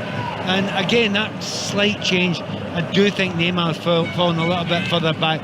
It doesn't look like a 4-2-4 anymore. It was far too easy to mark, and there was far too much space in midfield for the Croatians, and I think they've spotted that. Croatia win a free kick on halfway. Modric winning yet another set piece. Yes, so we'll take you through the Brazil lineup. Alisson in goal, the back four of Militao, Marquinhos, Silva and Danilo, with Alexandro only on the bench after returning from injury. Paqueta and Casemiro in the centre, and then Rafinha, Neymar, Vinicius Junior behind Richarlison. And we will keep an eye on where Neymar stays, because as Pat said, it had been a 4-2-4 for much of the first half from Brazil as they come forwards. Once more out to the right hand side they go. Neymar tumbles, stays down for now. Michael Oliver is happy to allow play to continue, so Rafinha plays it forward but just bounces off Perisic, and Sousa and Perisic between them will get that ball away, but Kramaric won't keep it in, and it's a throw to Brazil midway through the Croatia half. Right hand side, 0-0. Just intriguing. I mean, he gets the ball deep. That's what I've been wanting Neymar to do, you know, all the first half. Look, go and find space, go and drop a little bit and run at players. He did that. He didn't have to look tired after that 25-yard run, you know, and he lost his footing, and you know, it does look to me there's a man who's, you know, is conserving himself. He may know, wait a minute, this might go 120 minutes, right? Might need one of the speciality penalties that, you know, he's so good at. But I mean, we know he's a great player, but he's not adding enough at the moment. He needs to get a little bit of space, but he's not getting it against the two centre-backs. He needs to drop. Brazil in possession on the halfway line, and yes, question marks over just how fit Richarlison is as well after that first half, as the ball is played forward, well intercepted by Juranovic, and he's off again, plays it centrally to Modric, back to Juranovic once more, driving towards the penalty areas. Croatia build down the right hand side, option to play it to the left now, and Perisic, and that's exactly what Croatia do, as Perisic swings the ball in, and Alisson will let it bounce all the way behind. But what a delivery that was from Perisic, and the movement was good there from Pasalic, and it was just over his head, not too far away from Croatia. They're very good doing that right side, aren't they? And Pasalic is always getting there, you know, he's kind of right wing, but doesn't look like a winger, but he's a right attacking player for most of this game just now. You know, the moment they've actually gone, the Croatians have gone into a 4-2-3-1. Modric is pushed up into, well, number 10, wearing the number 10, but playing in the 10 position, and it's allowing the wide players, both of them that right hand side, just to fly forward. And you know, it looks like they're going to make a change, the Brazilians, and I'm not surprised. I think it's overdue. Well, they've gone back to that formation again, the 4-2-4 or the 4-1-5 almost. Casemiro just sitting in front of the back four, and then Paqueta pushing right up behind that Brazilian forward line of all four. But as Pat has spotted, Antony of Manchester United will be coming on, and the question is, will it be Neymar, who really doesn't look fully fit, or will it be Richarlison as the... No, I'll tell you what, I think you've just asked the perfect question now. Maybe Vinicius Junior, and maybe Rafinha. It could be any one of them front four. Here they go though, Neymar into the penalty area. Good save by Livakovic. He was fed through by Richarlison.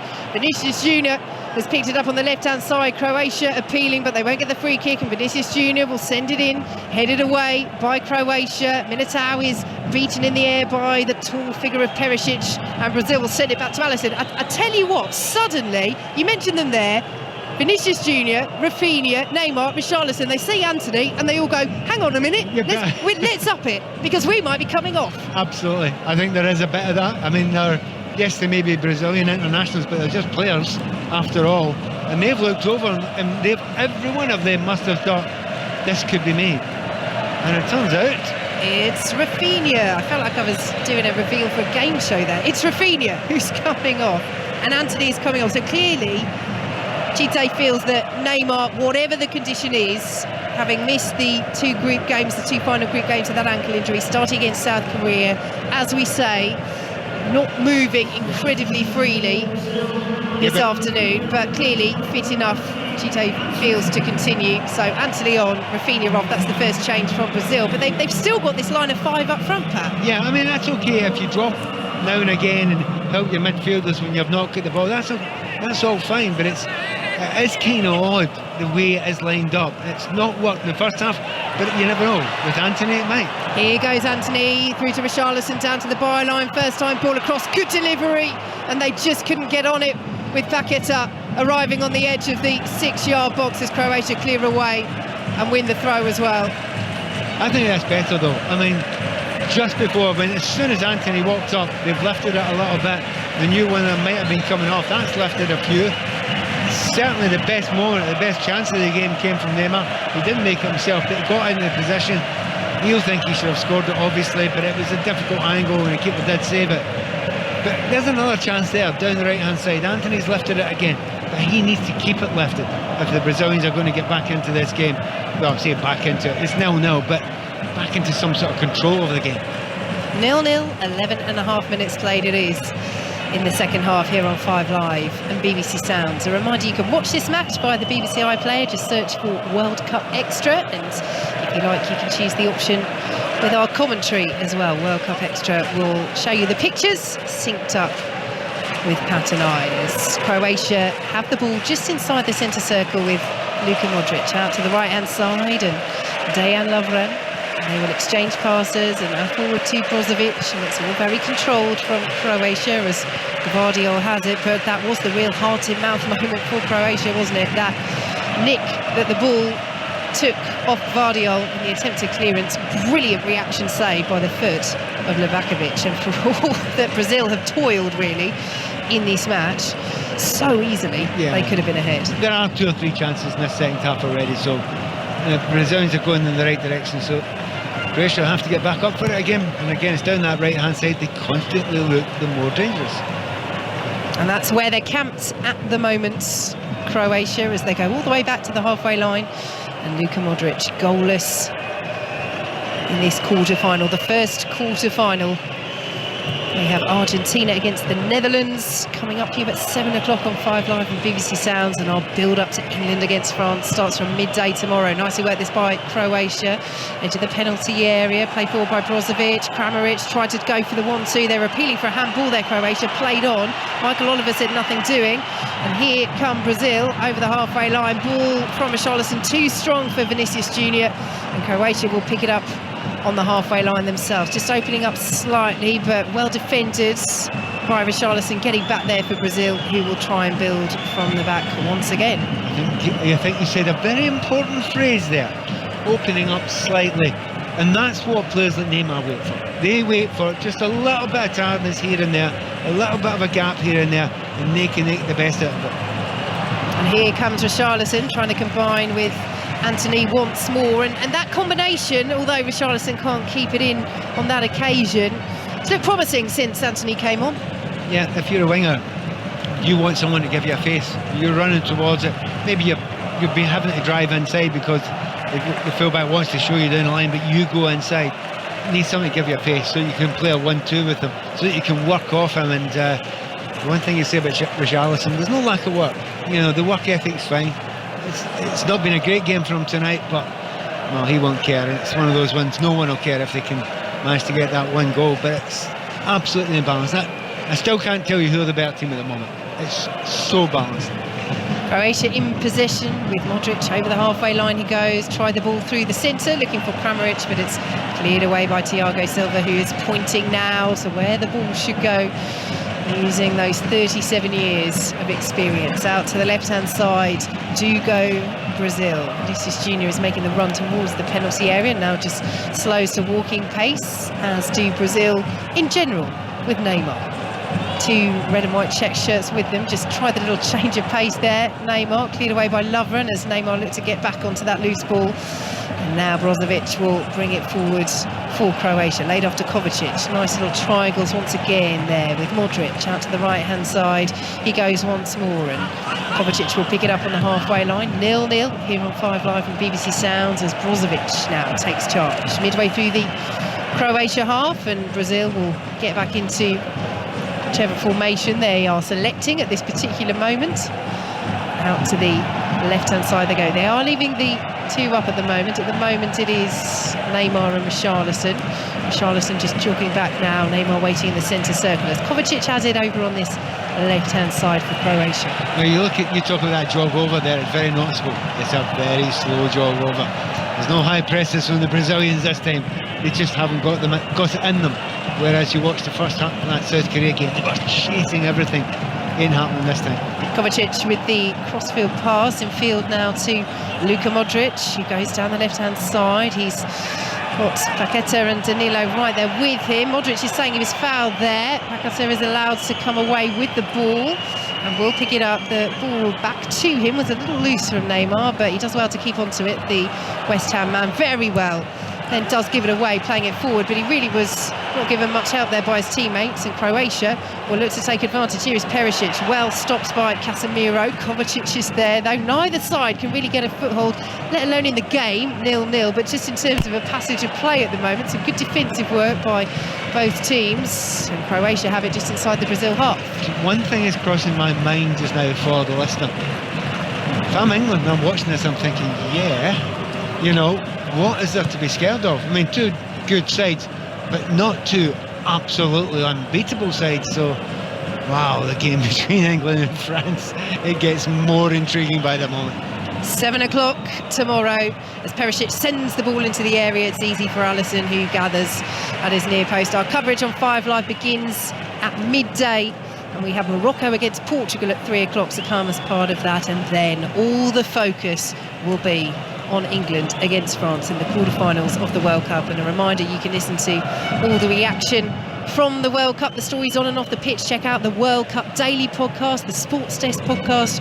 We've got you covered here on the BBC. As the ball goes out of play to the left-hand side, and Brazil will pick it up now just outside the centre circle. Here is Neymar. Will send it out to the left once more, and Vinicius Junior.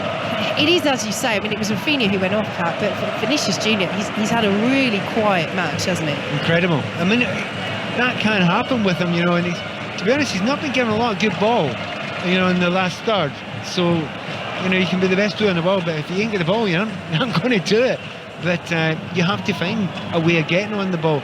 And at the moment, he's hardly touching it out there. Some things are going down the right, but absolutely nothing's going down the left so far. They're coming down the right once more. Militao will do well to keep that in. Did keep it in, takes a little deflection on the way through, and that made it more awkward than it might have been for Lovren, who does clear out of play. And Chite has seen enough. He's making another change. No shock. And it's the man we were just talking about. Vinicius Junior is coming off, and the Real Madrid man, Rodrigo, 7 goals for Real this season, is coming on. Do you know when we're talking about the system, you play a 4-2-4, and it's a very unusual system these days. It's seen as very much of A, old-fashioned, B, ultra-positive. But if you play 4-2-4 and you've got 2 wingers, they better be on form. You better go and give them most of the ball. They better be going, beating their defenders time and again. And to be fair, Vinicius Junior and Rafinha, can you remember at any point them going by their fullbacks? At any point they go, I can't. And maybe once or twice they've driven inside. But, you know, I absolutely understand why Chichi has decided to make the change and take the 2 wingers off. You need 2 people at least are going to have a go at the fullbacks. Yeah, he's been poor. He is replaced by his Real teammates. To the left-hand side. Rodrigo will now.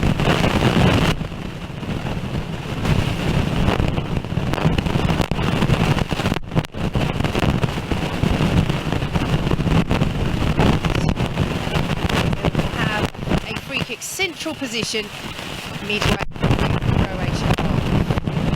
So Netherlands against Argentina to come on 5 Live from 7 o'clock. A reminder that you can match that up with the pictures as well. If you go to BBC iPlayer and search for World Cup Extra, Dennis and Chris Sutton, your commentary team for that game. So Brazil with this free kick, central position, 0-0, 20 minutes played. It's driven into the wall.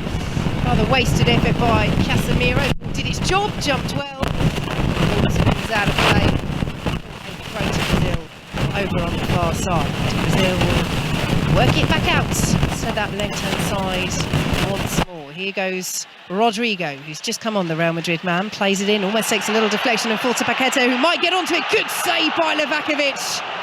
Once again coming to Croatia's rescue. Well, the chances for Brazil have been few and far between. And often they've come, but Livakovic has been equal to every single one. Brazil have the corner. So Brazil over on the far side to swing this to the edge of the 6-yard box. Scramble and cleared away eventually by Pasalic up towards the halfway line. And headed forward once more by Brazil. Pressure on by Casemiro, right-hand side. The shot is driven in. This time won't fall kind of over the far side for Neymar, and Brozovic will pick it up for Croatia. He's challenged. He wants a free kick. And Brazil will continue to play down the left-hand side. And let's hand you to Emma Saunders. Yeah, just experiencing a little bit of a technical difficulty here right now inside Education City Stadium. So for now, I'll take the reins as Brazil are on the attack once more. Nader Manua also joining us now in the comfort of Manchester. So I appreciate you're watching this on a screen, Naden, but what do you make of the way that Brazil are now really controlling things going forward? I think it is really interesting in that they have changed the two wingers. And for Brazil, it almost feels like they've been a bit flat. But then you look at the chance they just had a second ago, and you're thinking that maybe they should have a 1-0 lead, but it's a really, really tight affair. And to be honest, at the minute, I don't know which way this game's going to go. Yeah, Brazil just taking their time here, passing it round, choosing the direction in which they're going to go forward. The ball chipped forward inside the 18-yard box is taken care of, though, by Croatia, who are now on the break themselves, battling their way forward. Yeah, I think this is a really interesting game. Really, really interesting. I think Croatia themselves, like, they're showing good composure in terms of when they're moving the ball around. And for Brazil, you know, maybe they'll rue out some of those missed chances because the clock is very much their enemy at this moment in time. And I think Croatia do not look that uncomfortable. I think we can now hand you back to our commentary team, and fingers crossed the technical issue here has been resolved, and it's back to you, Vicky Sparks. Thanks, Emma. Thanks, Nadim. Expertly done. Not so expertly done by Brazil, who have conceded a free kick just outside the centre circle, and Casemiro has gone into the book. Yeah, again, one of the players that has looked very sluggish today, Casemiro, and if he's on a yellow card as well, he might be in danger of being the next man to make way. Yeah, 2 changes Brazil have made in this second half as they look to exert some control against a Croatia side who themselves have looked very much in control, apart from those moments where the deflections inside the penalty area have called Livakovic into action. 2 excellent saves. So, Alisson in possession, balls the ball out to the edge of the penalty area. Croatia once again closing down. And Brazil will pick up possession midway through their own half. 0-0 midway through this second half, and it's one of those where goes back to that stat, doesn't it, for Croatia? They are experts at taking games to extra time in major tournaments. 7 of their last 8 knockout ties have gone that way. And so far they're frustrating Brazil, but as Pat says, it's not as though they're just sitting back. They're playing the game they want to play, and they're doing so well. Maybe the one question mark you would say as the game goes on, can Modric last 120?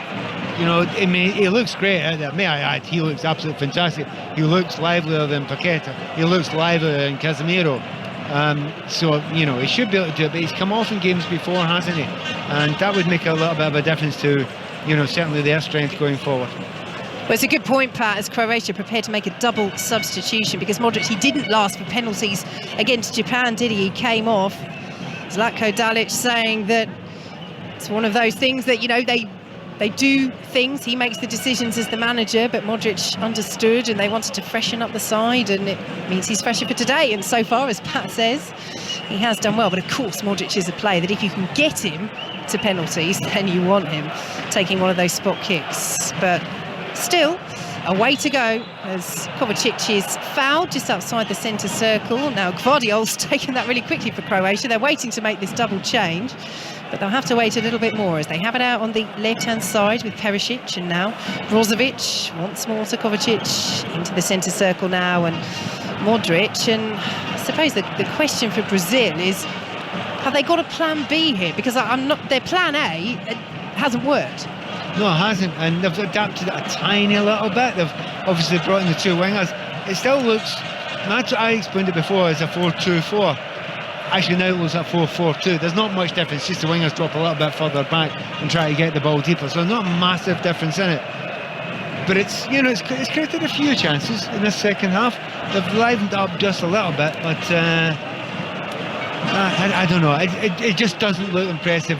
And it takes a brave man to make a massive change now, though. They're coming down the right-hand side, though. A little bit of space on the edge of the penalty area. Shot is well blocked away by Rodrigo for Brazil, and then bounces the ball off his head as well. There's not too much else he could do there as Croatia appeal. They don't feel that that was a free kick, but it is for Brazil, and that will be Kramaric's last action of this match. He is being replaced by the Dinamo Zagreb striker Bruno Petkovic. 12 goals for the reigning Croatia champions this season. And Nikola Vlasic, on loan from West Ham at Torino, former Everton man as well. He's also preparing to come on, and he will replace Mario Pasalic. I think that's quite hard on Pasalic. I think he's been really strong out there. I mean, he's done a shift down the right-hand side. He's really helped with Juranovic, who's had a brilliant understanding with. Now, to be honest, fresh legs is always good at this point in time. But I certainly think Pasalic, as much as anyone else, can be pleased with the work he's done so far. Yep, he was one of the 2 changes for Croatia, and as Pat says coming into this match, as Pat says, he has acquitted himself well. But Vlasic and Petkovic are on,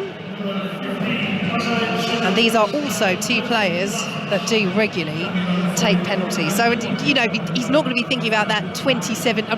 He's not going to be thinking about that. He won't exclusively make decisions based on that, with 27 minutes gone in this second half, and potentially half an hour of extra time to get before you take penalties. But still, it's a consideration, isn't it? Well, if you turn around your bench and you see 2 players and you're wondering which one, and one of them's really good at penalties, you know which one you're going to pick. So you're right, it's in the manager's mind. You know, if it's a tight call between 2, you've got to go to the guy who's capable of taking penalties or likes taking them. So Marquinhos in possession for Brazil in the centre circle. Forward they come once more with Rodrigo out to this right-hand side. It's worked now to Anthony of Manchester United, going one way, go the other. Now he's gone down. Perisic was in there, had the foot in. Michael Oliver wags the finger and says to the 2 Premier League players, get up. And they do, but Brazil have won it back. Here is Casemiro, and now Neymar approaching the penalty area. Change of pace from the man who just needs 1 goal to equal Pele's record as Brazil's all-time leading goal scorer. But the ball spins out of play for a throw that Neymar will take over on that left-hand side. He has it back once more, Neymar. Richarlison's in the centre. Paqueta is arriving as well. Anthony waits on the right-hand side of the box, but it's back with Neymar once more. Scoops the ball into the penalty area, and it is very easy for Livakovic. Do you wish these Brazilian players didn't all have blonde hair? It's not easy, is it? The 3 players out there that have got a very, very similar kind of gait. Playing in a similar position up front, and not finding it absolutely easy. Yeah, and what doesn't help is Rodrigo has the same boots on as Neymar. Look at the wrists though, Pat, that's what I'm going with from our position high in Education City. Neymar's got the 2 white wristbands on, and that's what we're relying on. You're doing it better than me. I'm very impressed with the 3 of them playing together, but both have very similar from a distance. Yeah, it's the blonde heads, yeah, as the ball is with Croatia on the halfway line. The jeers from some of the Brazil fans around us as Croatia just knock it around, and infield Kovacic goes to Modric, and back to Kovacic once more, but he just took his eye off it, the Chelsea man, and the ball rolls out of play. We're into the final 15 minutes plus added time. I'm loath to ask you this, Pat, because we sat in this stadium a few days ago watching Morocco-Spain, and I think it's 70, and I'm hoping I'm going to bring the commentators' curse, because we'd like to see goals. Neutrally we always do, as Brazil win a free kick inside their own half. But at 75 minutes, Morocco-Spain, I mean, that was clearly going to penalties. Is this going the same way? You know fine well it's got a real look of it, right? And we all do. It's got a very much, but that doesn't mean it will happen. It just needs one mistake, one chance. And players at this point in the game, again, they're human. Nobody wants to take too many chances. If you make a mess of something at the back here and you're Brazilian and you go out of the World Cup because of your mistake, that's your career. That's what you remember for by a lot of people. So the fear starts creeping into it as well. It's a real shame because that stops you taking chances. Or certain players, particularly defenders or midfielders, taking chances. But yeah, it's got a look of it, but it's not a stick on. And as players get tired, as the second half develops further and then maybe going to extra time, spaces arrive, and good players famously like good space. Here goes Richarlison, it's through to Neymar again. Livakovic makes the save, narrowed the angle. It's out for a Brazil corner. Well, he's being called into action more and more now, Dominic Livakovic. Well, that's twice that Neymar's got in. in the kind of inside left position. Fainted in there brilliantly. They've got him in. The keeper's come out well, but he just expects it to land in the net because it's Neymar, and it doesn't. 2 good saves. Neymar with the corner. Croatia just about get it away from inside their own 6-yard box and will be brought down that right-hand side. Marquinhos, clear foul there, still midway inside the Croatia half, but he knew exactly what he was doing, and it will be a yellow card for the Brazil man. I think Mike Oliver gets it absolutely spot on. Knew exactly what he was doing there. Don't give him. I've seen it again. It's a forearm lock. It's got him round the neck. That's a tad obvious there. But, I mean, it's interesting. There are moments from Brazil. They have in this second half. They've had the better chances, haven't they? You know, they've not played brilliantly, but they've probably created 3, maybe 4 really half-decent chances, which a couple of goalkeepers saved. One not quite in target. One was a possible OG as well. So, without flying, they are playing a little bit better. But it's not stunning yet. It's not amazing yet.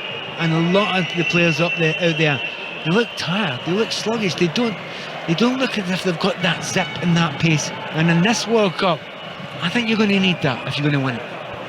13 minutes plus added time to play, and it is still goalless between Croatia, the 2018 runners-up, and Brazil, the world number ones, the pre-tournament favourites. Here is Thiago Silva. Yeah, probably the bookies' favourites, but I think it was pretty close. The French were definitely up there, and, but looking at it now, I don't think anybody would be absolutely fearing them. But this is lovely from Brazil, just nicked away from Richarlison outside the penalty area. Modric might have gone down there, Brozovic might have as well, and Michael Oliver in the end says, well, let's accumulate that all together and you definitely get a free kick, Croatia, 0-0. Yeah, well, this is a bit liveliness there. And again, the other thing about when you get this late on in the game, there's the other side of it, which we all know about, which is glory sits there waiting for you. If you're the player who goes up and scores the winner or makes the winner or does something special, it's your game, it's your day, you've got your team to the semi-final of the World Cup. So that's usually when the big players come to the fore. That's when you expect Modric, or Neymar to come to the fore and do something special. Nice play by Petkovic, who lays it off into the centre circle. 0-0. The ball forward is Paul, won't find Perisic of Tottenham. Casemiro plays it forward to Neymar. Brazil will build once more now with Militao down the right-hand side. Here is Paqueta of West Ham. Ball goes out of play in front of Brazil manager Tite. And Brazil will work it once more to a central position here on 5 Live and BBC Sounds. Here is Marquinhos. Goes to Casemiro, lays it off first time nicely to Richarlison, very well anticipated by Croatia as Modric gets a foot in ahead of the return ball to Casemiro. And here is Petkovic now, challenged by Richarlison. You mentioned it earlier, Pat, he is always full of running. He's done some great defensive work, Richarlison, just getting back and winning those balls as Rodrigo brings it down the left-hand side for Brazil. Has Neymar ahead of him. Rodrigo will stop to walking pace and now spread it to the right-hand side. They haven't used Antony much in the last 5 minutes or so, and he's on the ball now, the Manchester United man, down the right-hand side, and he's taking on Sosa. Sosa gets back as Antony tries to go down to the byline now. He's played it through the legs of Sosa. Brazil will keep going as Antony went down, out to the left-hand side, pulled back now to Paqueta, straight to Livakovic, who almost fumbled it to Neymar, but gathers at the second attempt. Well, you called that one. They've not got the ball to Antony. Then they get it to him, and then he does something really special. He was looking for a foul, but he actually goes and commits 2 players. That's what it's all about. If you're a wide player, commit 1, commit 2. You don't have to get by clean. You actually drag players out of position, and there will be space somewhere. That's why eventually Brazil get the shot away. Actually, my jaw hit the floor just a moment ago there. Modric was playing against Casemiro. He played a 1-2, and honestly, Casemiro, Tona Caravan, couldn't get near Modric. Now, Modric is fit, but he's of an age. He shouldn't be running away from you, taking 10 yards off you at over 20. Casemiro's very sluggish on that. Into the final 10 minutes plus added time here on 5 Live and BBC Sounds, goalless in this first quarter-final at the World Cup between Croatia and Brazil. Here is Marquinhos as Brazil come down the left-hand side. They have the option on the wide left of Rodrigo, but they'll go back to Marquinhos. And it's what you said, Pat, isn't it? It's the knowledge of what's at stake, the fear of making a mistake, but the patience is probably the kindest way of putting it. There's not the urgency from either side, it seems, to get a winner in normal time. If it comes, it comes, but we'll very happily build up for 2 or 3 minutes to see if we can create that chance, as the ball forward by Anthony is poor and will be collected by Levakovic. Do you remember, you say that about those players, but the one that's jumping out and looking at it is Anthony at the moment, isn't it? He's come on, and the manager will say to you, look, make a difference, change the game, take players on, ask a question. Well, he's done it all, absolutely done it all. And at the moment, if you were Brazil, you think, get it out to him, because he's got the beating of his full-back. Cheers for Brazil as they win the ball, and Casemiro plays it out to the left-hand side, and Rodrigo. Neymar's in the penalty area. Rodrigo down the left-hand side, approaching the box, pulls it back. The ball is swung in, and the header is flicked over on the penalty spot by Richarlison. And Michael Oliver points for the goal kick. Yeah, but what about the defending from Guardiola? When the ball's coming in there, that's a very dangerous area. You have to make sure that Richarlison doesn't get much on it. He is all over him. And he does get his head onto it. He was always going to get his head onto it. But Guardiola puts his body and his positioning is absolutely perfect. Just a little bit of a nudge, and there's no chance for Richarlison. Here comes Croatia over down the right hand side. Just seeing on the screen, it's shown as a little computerised replay of that save. Goal preventions 7 for Levakovic, or saves, yeah. as we're used to calling them. Some of them have been big. Some of them have kept Croatia in this at 0-0, and Croatia will hope to test Alisson in the final 7 and a bit minutes plus added time, but Alisson certainly having a quieter afternoon than Levakovic so far. Yeah, yes, the second half he's done very, very little, and that was one of Kovacic's classics, wasn't it? He goes and drives, goes through the lines, and eventually he gets taken out, gets a free kick and slows everything down. So, there's obviously concern about a number of players here. But if you have to take Richarlison off, which they are doing now, that's a major concern, isn't it? He's worked hard, but he's not had one of his great days, has he? Yeah, questions over his fitness, questions over Neymar's fitness. He is replaced by Pedro, who plays for the Brazilian top flight side Flamengo. The overall Golden Boot winner, Pedro, in the Copa Libertadores this season, on for his second appearance at his first major tournament. So Richarlison off, Pedro on to play through the middle, and Croatia with the throw midway through Brazil territory, and Brazil not too happy with that. Michael Oliver is telling Croatia to go back and take the throw from midway inside the Brazil half at least. 0-0 on 5 Live and BBC Sounds. We have 6 minutes plus added time to play, or we're heading for extra time. And a long throw-in by the looks of it, and it's something that Brazil haven't had to face really much yet. See if that can cause a danger. So Juranovic it will be to hurl it into the mixer. They are going to cause some problems here, because Vlasic has picked it up. The shot is blocked away by Brazil, and Neymar very coolly controls on the edge of his area. Is then dispossessed, but the ball will bobble back into the Brazil penalty area, and Thiago Silva plays it all the way back to Alisson, who spreads it out to the right hand side under pressure, straight out of play for a Croatia throw. And those Croatia fans behind the goal away to our left, that's the goal Croatia are attacking. Suddenly that little knot of red and white checked shirted supporters rises to its feet and cheers, because we're into the final 5 minutes plus added time, and Croatia are coming forward. Here is Sosa, edge of the penalty area, just ran into the challenge there of Casemiro, and now this is where Brazil are so dangerous. It's Neymar over the halfway line, lays it off to the left hand side, and Danilo.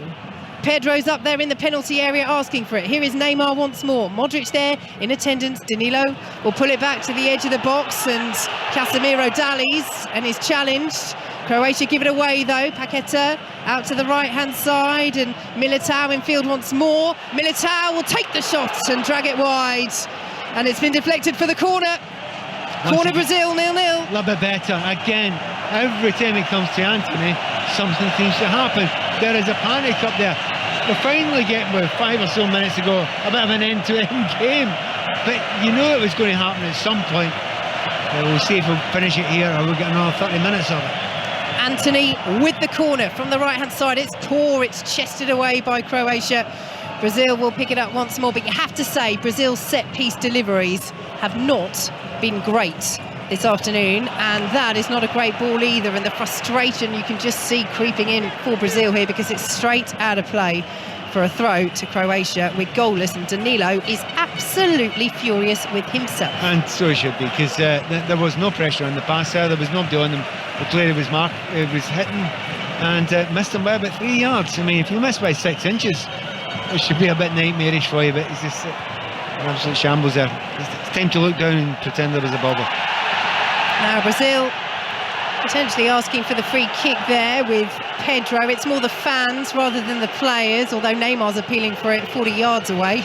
Now Pedro is, he's saying, actually, yeah, no, my shirt was pulled, but it's not been given by the assistant on this near side, and it will be a free kick, a goal kick, I should say, to Croatia as the ball spins out of play. We've just seen a glimpse of Ronaldo, the Brazilian Ronaldo, in the stands here, and I have to say, Pat, he didn't look overly impressed with what he's seeing. Snapshot in time, of course, but to be honest, I think you could have taken it through most of the 87 or so minutes that we've had, and his expression, I'd wager, would have been the same. Well, he's a striker, and he's looking for strikers to do something special or to be given some good service, and it's been no better than average in the second half from Brazil. But you also have to keep it in mind, number of chances, Brazil are way ahead, I would suggest, in the second half. So again, that dreaded phrase, it's been kind of okay at a push, but not much more than that. Interesting that Brazil have actually changed their entire forward line apart from Neymar, and that shows you how uncomfortable they are with their forward line. Maybe it's just too many games in such a short period of time for those players. Well, it is the challenge that we spoke about coming into the World Cup, of course, busy domestic seasons and then the relentless schedule here as Croatia come forward, ball intercepted on the edge of the penalty area, but again, Brazil give the ball away. Sosa plays it to the edge of the box, might be an opportunity here for Petkovic. Again, Brazil get the foot in. Croatia will pick it up again. It's definitely Brazilian TV in front of us, isn't it? They're banging the desk when those poor balls come out from Brazil as Croatia have it in the centre circle. 0-0. 2 minutes plus added time to play as it's kept in by Sosa on the left-hand side. Here is Brozovic for Croatia. The red and white check shirts just again in position. It's Croatia in possession. Send it back to Gvardiol. Now forward once more to Brozovic. Modric comes back into his own half, and the whistles again are starting from the Brazil fans. But Croatia are doing what Croatia want to do. They have kept it at 0-0. They need to try and test Alisson more, or they just need to get through to penalties and hope it goes their way. Ball over to the left-hand side from Croatia, looking for Perisic, almost brought it down inside the penalty area. Sosa will send it in, poor delivery, headed away by Thiago Silva, helped on by Casemiro, flicked on by Neymar, chested back to him by Pedro, and Neymar has it over the halfway line, and now here's Rodrigo, takes it brilliantly in his stride. Rodrigo bearing down on the penalty area. Again, Croatia get the foot in. It's well defended, and again, it's just been few and far between that we've seen that sort of movement from Brazil. And yes, it's partly because Croatia are compact and the game hasn't been open, but still, you expect more. In previous game, every single pass in the final third was correct. Neymar over the top looking for Pedro. Lovren gets the foot in. Croatia are coming under a bit of sustained pressure as we're into the final minute of normal time. Brazil have the throw, it's taken quickly. Militao gets it back from Antony. Here is Antony once more, right hand side, played in field to Casemiro, and now Neymar 40 yards out. What can he do from here? Plays it out to Militao, who leaves it for Antony. Right-hand side, swings the ball in left-footed. Poor delivery. Again, Brazilian TV commentators bang their fists on the desk in front of us as we enter 4 minutes of added time at the end of normal time in this quarter-final. Are we heading for extra time once more? It's out with Antony once again on the right-hand side. Croatia are getting the interceptions, but they can't clear their lines at the moment as Danilo sends it to Neymar. Plays it down the line to Rodrigo. Pulled it back across looking for Pedro. Ball's out of play. Brazil corner. And Richarlison down on the touchline is applauding on the edge of the technical area, having been taken off in this match.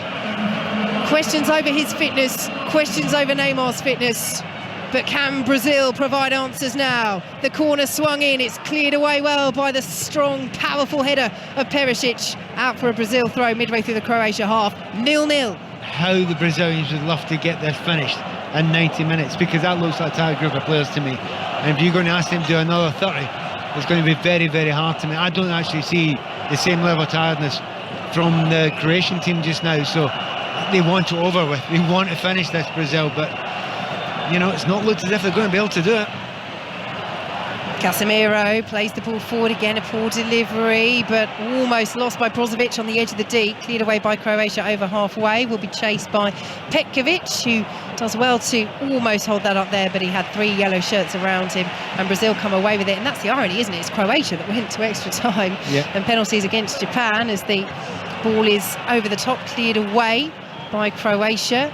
Anthony will try and latch onto it. They're all appealing for it, and the free kick has gone Croatia's way, and we have played 90 seconds of the minimum 4 minutes added on. Croatia 0, Brazil 0. But you look at the body language of all those players down there. Which ones look frustrated and which ones look calm? And it's directly down the middle. The Brazilian players look frustrated. There's almost a fearfulness coming into the game, as if we could lose this, Whereas I think Croatia think, yeah, we've been here. We know how to do this. We're comfortable. We're calm in this position. Now, it may well be that they still lose the game, but the history that they've got, the way they play, they've actually really looked comfortable here. And I think as the game grows on, they may well get more and more comfortable, especially if it goes to extra time. Well, we're less than 2 minutes away from that happening, as Gvardiol has it for Croatia in the centre circle. And you talk about history, Brazil, 5-time winners, of course, but they've lost 3 of their last 4 World Cup quarter-finals as Croatia play the ball into the penalty area, cleared away by Brazil and helped on by Paqueta on the edge of the box, and that's brilliantly taken down by Rodrigo. He was bundled over there, and that will be a free kick to Brazil. And Luka Modric is a little bit lucky there. If that's not Luka Modric, is that a yellow card? 100%, yes. You see, that was a complete, you're Luka, you don't get one. He took him out. Look, I knew exactly what he was doing there. It's really interesting to watch Rodrigo get the ball. Every time he gets the ball, he seems to be slightly behind him and he can't quite get it to drag it in his feet. He never seems to be able to get it in front of him. I'm keen to see him running with the ball in front of him as opposed to dragging it behind. So Brazil in possession on halfway. Incidentally, if Modric does get booked, if they got through to the semi-final, he would miss it because he's on a booking from previous games. So into the final minute of added time at the end of this second half. Brazil in possession. Here is Anthony, right-hand side. Can they fashion a final chance? So we're heading to extra time. Anthony goes for goal, 25 yards. So easy for Livakovic. Well, the 3 in the middle there were saying, come on, give us a chance, give us a cross. I've got to say, Anthony's actually got 2 or 3 really good crosses and he's been really lively. He should have won. He's allowed one in because he's playing the right and he cuts in his left. He's allowed one, but it wasn't good enough. It wasn't good enough, and that perhaps sums it up for Brazil so far. They've had the chances. Livakovic has made some very good saves, but overall the chances have largely come from fortunate deflections. We've not seen the free-flowing football that we saw against South Korea in the last 16, and that, Pat Nevin, is one reason why we are heading for extra time. 0-0 at the end of the 90. Yeah, and you would say Brazil shaded it in the second half, fueling chances without being any more than pretty average, not much more than that at all. And it shows that the front 3 have now been changed. Neymar's not fit. He doesn't want to make a tackle. He doesn't want anyone to tackle him. So it's just his brilliance that they're keeping him on for that moment where he will have it one-on-one with the keeper. They're keeping him on for that, but that's a long way from Neymar's best. And at the moment, still, I wouldn't come close to being able to tell you who's favourite to win in this game now. Extra time, here we come. 0-0 at the end of the 90. Emma.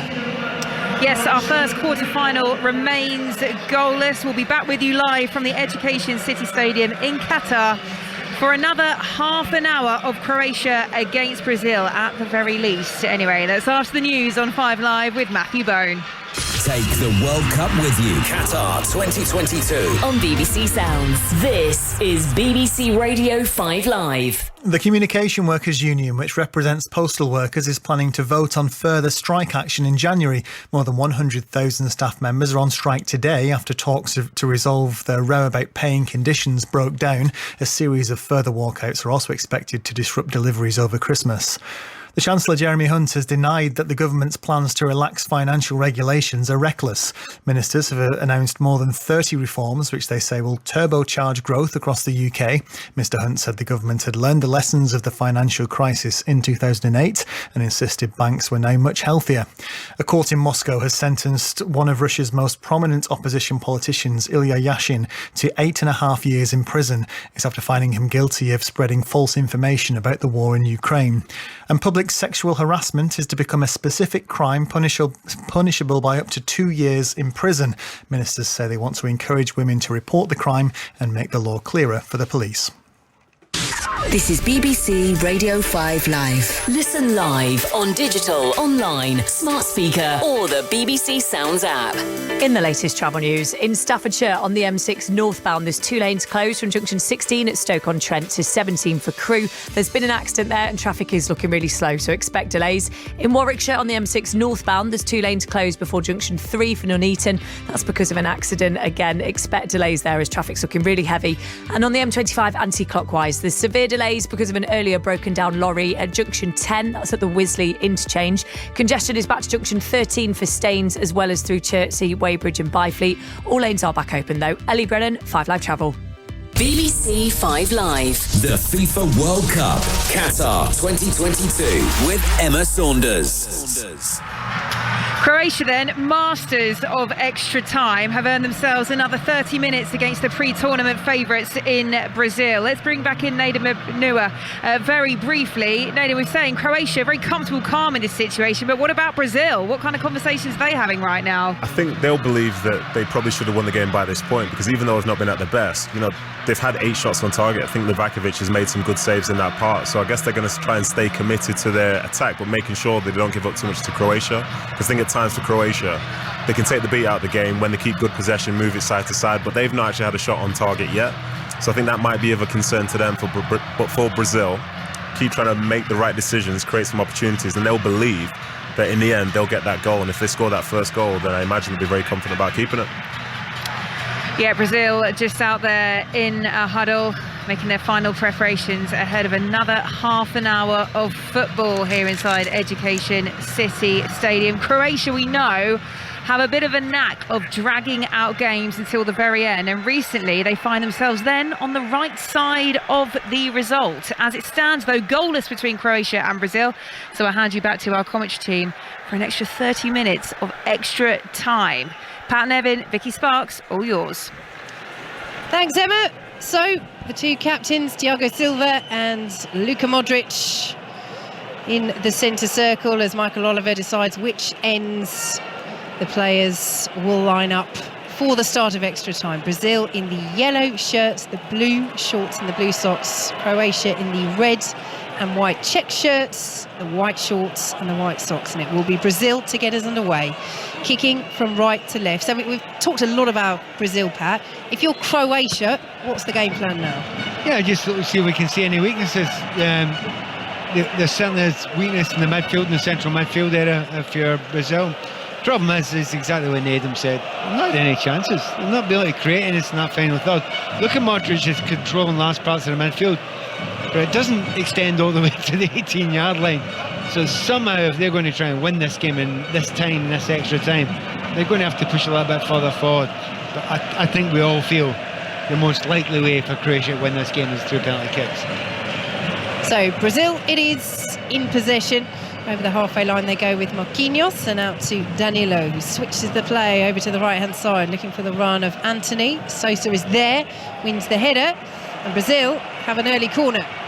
Good willingness for Anthony there. He was never going to win that ball. It was a poor ball, but he chased and chased and chased, and Sosa put it out. I mean, I thought Sosa could have let it run out there, but he's put it out. It's led to a corner kick. It was unnecessary, but it's just because Anthony's had that willingness about it. So corner to be taken from the right-hand side for Brazil. It's Neymar over it. The yellow shirts on the move inside the penalty area, and the header was won by Pedro on the edge of the box, but he flicked it across the 6-yard box rather than towards the goal. Brazil won a free kick over on the left-hand side. Michael Oliver completely unmoved by Paqueta going down. And so a Croatia, the ball's out of play for a Croatia throw, and Paquetá is getting short shrift from the Croatia fans behind the goal away to our left. Yeah, Paquetá, he goes down there. To be honest, I actually do think he slightly overextends his knee, and they can be very painful. They can lead to injuries. I suspect he's going to be okay, but I don't think he's faking that, even though he landed on the pitch, off the pitch and rolled back on. But I do think he was injured. So Juranovic preparing to take this throw for Croatia, who have Livakovic in goal, who's made some big saves in the second half. Juranovic, Lovren, Gvardiol and Sosa complete that back line. Kovacic, Brozovic and Modric in midfield, with Vlasic, Petkovic and Perisic. The forward line now for Croatia, as Vlasic commits the foul and Brazil will have the free kick. Brazil with Alisson in goal, the back four of Militao, Marquinhos, Silva and Danilo. Ahead of them it's Paquetá and Casemiro, with the change forward line now Anthony, Pedro and Rodrigo, with Neymar drifting around behind at the moment in that attacking midfield role as the ball goes out to the right hand side. Brazil not happy, they feel they should have the decision, but it's a Croatia throw which Sosa is preparing to take. And well, to be fair, I'm on Anthony's side in this one. He's backed in himself, but he's got dragged back by the neck. He ain't allowed to do that. I think he should have got a foul there. Indeed, I mean I don't think it's malicious necessarily from Sosa, but he's got his hand right across his face, and his little finger actually ends up in Anthony's mouth and kind of drags his lip across as well. Well, Croatia fans listening to us will say, well, firstly they'll say it's nothing like what Neymar did to Modric when these sides last met in 2014, but they'll also say we'll take plenty of those before what we feel was a scandalous decision, a penalty in that match that Lovren gave away, and also an elbow from Neymar into Modric. So it's one of those where he just has a little look before he does it. 8 years ago, he only got a yellow card. Brazil fell behind and went on to win 3-1. And Croatia, I don't think, have ever changed their opinion of those two incidents, as they have the ball on the left-hand side. 0-0 here on 5 Live and BBC Sounds. Oh, he's done it again there, Sosa. And this time, Brazil do get the free kick. And now Neymar is coming over to Michael Oliver and saying, look, he needs to stop doing that to Anthony. And that time, I think there's less in it, and Anthony's going down because of what happened last time. Yeah, it's because he made a meal of it last time. Yes, it was a foul, and yes, it was quite painful, but the big roll about has helped. So this time, Michael Oliver, I don't think he's any choice. He's given it, and it was a foul. So, Brazil in possession inside the centre circle. 5 minutes of added time have been played, and we're still goalless as they come down the left-hand side with Danilo. Ball into the penalty area. Do you want to describe that one, Mark? Oh, my goodness. So, I mean, sometimes if you're a full-back who prefers one end to the other and you're switched over to the left, and he's gone down the left-hand side there, Danilo, and he's put it miles over the bar. He's not under any pressure on the cross at all. Again, it's another one of these, suggestions that there's a lot of tiredness, and maybe that's something. This is the first quarter-final. Maybe this is something we're going to see. You know, unless you've got real depth in your squad of real quality, when you go and ask these players to go and provide it at a high level every 3 days or whatever, some of them won't be able to do it. And clearly, Brazil can't do it. And they're not even close to being able to do it at that level. Croatia in possession midway through their own half with Modric, and I suppose what we're having as well, although Spain and Germany matchup was great in the group stages, but this is now a matchup, the last 16, barring Morocco, which we said at the time was a close one anyway against Spain, the team you would expect to go through with a stronger team, and there were clear mismatches in most of those last 16 games. And we're not seeing that in the quarter-finals as Brazil come down the right-hand side with Anthony. 0-0 here on 5 Live and BBC Sounds. The ball back from Anthony was poor. Kovacic, though, can't latch onto it. Anthony will pick it up again, plays it forward. Paquetá lays it off to Casemiro, who spreads it out to the left-hand side. And here is Rodrigo, has Danilo as an option, uses him now. Danilo, left-hand side of the area, plays the ball in. It's headed away by Sosa. And Croatia will bring it away with Petkovic, who's surrounded by 2 yellow shirts. They've won it back. Here is Neymar. This is better from Brazil. Can they keep it up? That's been the question throughout this match. 0-0 6 minutes gone in extra time, but you can hear the noise rise inside Education City. They like this. They're happier with this as Anthony plays the ball into the area, looking for Neymar, who heads it back across goal. Pedro's in there, so is Rodrigo. Croatia get the ball away to the edge of the penalty area. Neymar has it once again, tried the one-two with Paqueta. Brilliant interception by Juranovic, and Croatia then win the free kick just outside their own penalty area. And who is it once again? It's Luka Modric. Yeah, but there are moments, aren't there? They can lift it, but they can't lift it for long periods, the Brazilians. But that one of the best periods they've done. It shows you some intelligence about the Brazilian side. Every time they get the ball now, they're getting out to Anthony.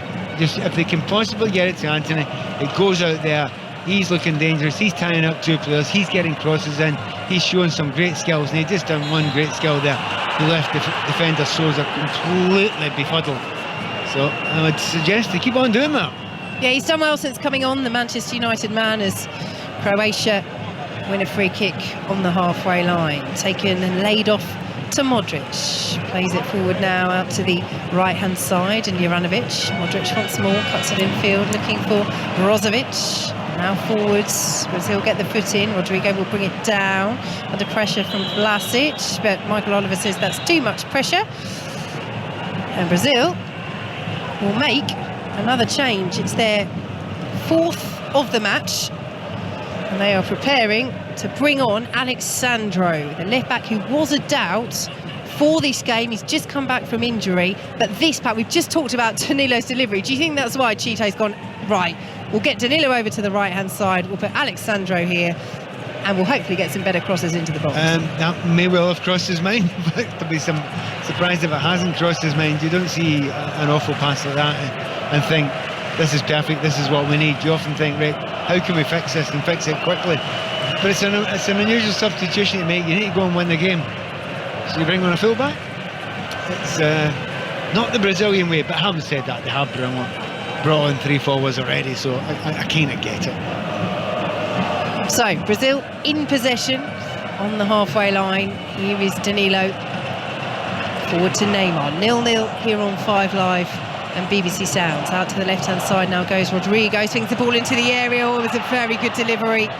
Sosa covered the run well, but good delivery from Rodrigo, with Paqueta arriving from deep.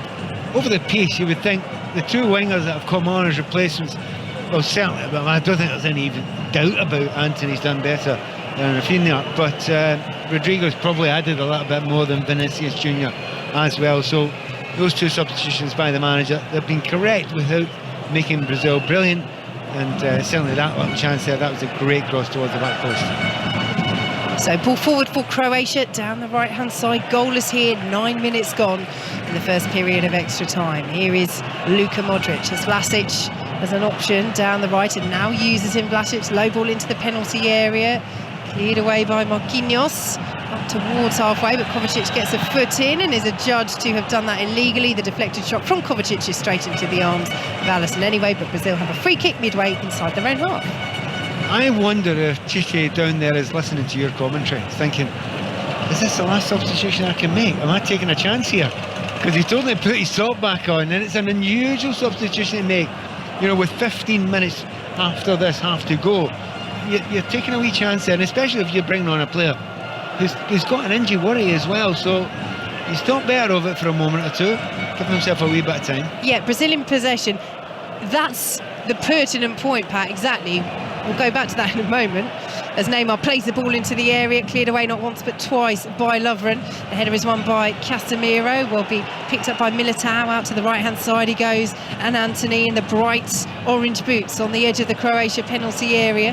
Anthony lays it back to Militao, back to Anthony once more, pushed further wide on that right hand side, and so he goes all the way back to Thiago Silva, who swings the ball into the penalty area, and the acrobatic effort wasn't a bad one there from Pedro, but he didn't get the purchase, and it's claimed by Livakovic. Yeah, the point is that Brazil can make 6 substitutions now that we're into extra time. They've made 3 already, but they've made each of them separately during the second half, so they can make as many as they like, up to 6 in half time of extra time, but in game now they only have 1 more substitution opportunity, so they could put 3 more players on in that. But as you say, he was just about to bring one. Yeah, if you bring Alexandro on and he goes down, you've then got to wait until half time and extra time to bring one or two more players on. So it's one of those that, you know, all the maths that's needed now, not just for us commentators but for the managers as well. And it's a substitution that, with 3.5 minutes for added time to go until half time and extra time, you almost might as well wait until then, and then you've still got that opportunity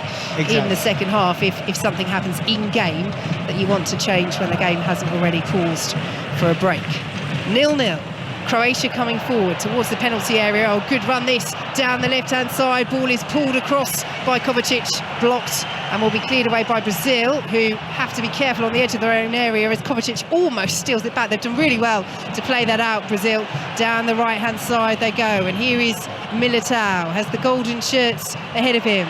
One of them is Neymar. Brilliant challenge by Lovren, stepping out from the back, sliding in on Neymar, and now Modric will send it down the left-hand side as Croatia come once more. Oh, lovely skill on the edge of the box, still going. What an opportunity this could be. Croatia drive from the edge of the penalty area, and it's driven over. Well, what skill that was. It was Brozovic arriving who took the shot that flew over the bar, but the skill down the left-hand side was so impressive from Petkovic. Yeah, I mean, he's gone past two players and left them completely for dead there. Really, really neat piece of skill. But if you've got the ball coming, it's along the 18-yard line. You've got, again, we've said it so many times, you've got to get it on target. It doesn't matter if you have to take like 20-30% off it. Having a big panic lash at it is just not acceptable at this point in time when you've got so few opportunities. Neymar has been flagged offside, so that will be a free kick to Croatia midway through their own half. If you're an armband watch, Pat, to help us with our identification, he's taken one of them off, Neymar. So there's just the one now on his left arm. High up here in the stands at Education City, 0-0. As Croatia play the ball down the middle, looking for the run of Perisic. It's cleared away. Militao sliding in, will feed Antony. Off he goes now, Antony, down that right-hand side, getting into his stride. The Manchester United man, he's taking it very wide as Kovacic and Perisic between them come back to help out, and the ball goes out of play. And just some words exchanged there between the Tottenham man, Ivan Perisic, and Manchester United's Antony. And Michael Oliver is coming over to say, in no uncertain terms, enough of that. Well, you can tell that the Croatians are worried about Antony. He's getting some pretty rough treatment out there, you know, starting from full-back now. Perisic's come back and given him a bit as well, and that's because they're trying to have an effect on him and have an effect on his play, because he is the danger at the moment. Here goes Rodrigo for Brazil, placing in field to Danilo, who'll drive from the edge of the area. It's over the bar, and our friends at Brazilian television are not happy in front of us. Well, neither was I, to be fair. It was really poor. He's got taken it onto his right foot, so it's an angle. But you know, we were talking before the game about, you know, the memories of the great Brazilian sides and some of the great goals and great players, and then you remember you also get that now and again, which is smashed over the bar. You know, another panic-driven shot. But you do have to remember, I'm really seeing a lot of tired players out there, and you know, it's maybe you all thought the substitutions would make a massive change for this game. It's made a bit of a change, but still not enough.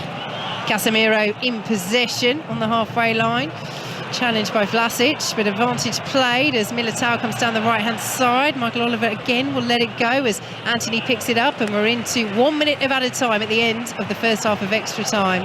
Antony wins the throw for Brazil, just about level with the edge of that penalty area on the right-hand side. What a good job Kovacic is doing there. You know, he's covered every blade, all that sort of stuff, but he's seen what the danger is, and he's realised that Antony's a danger. He has gone over time and again in the last 10 or 15 minutes and closed them down and cut them off. He's been playing 1 against 3 for most of this game, Antony. Neymar plays it forward to Rodrigo, little 1-2, Neymar almost back into the penalty area, Neymar around the goalkeeper! Neymar! In extra time against Croatia! Levels Pele's all-time scoring record for Brazil, and it's a moment of magic that Pele would have been proud of. Silky skills from Neymar. Suddenly Brazil go through the gears, and on the stroke of half-time they have the breakthrough in this quarter-final in extra time. 1-0. He's got the ball, you think there's no chance you're going to get through because he's not been at his best, nowhere near it. He's had to kill his chances before this, But this time, instead of trying to beat the goalkeeper with a shot, he said to himself, I don't think I can beat him with a shot, so I'm going to dummy him and go around him. He's done that, and he's calm when he gets towards the goal. He's 2 or 3 yards out. You wonder, can he get it on target? He's going away from goal, but he's calm and he pings it right into the top corner. And the Brazilians go down there, do their dance, enjoy themselves, kill as much time as possible, and destroy the hearts of the Croatians.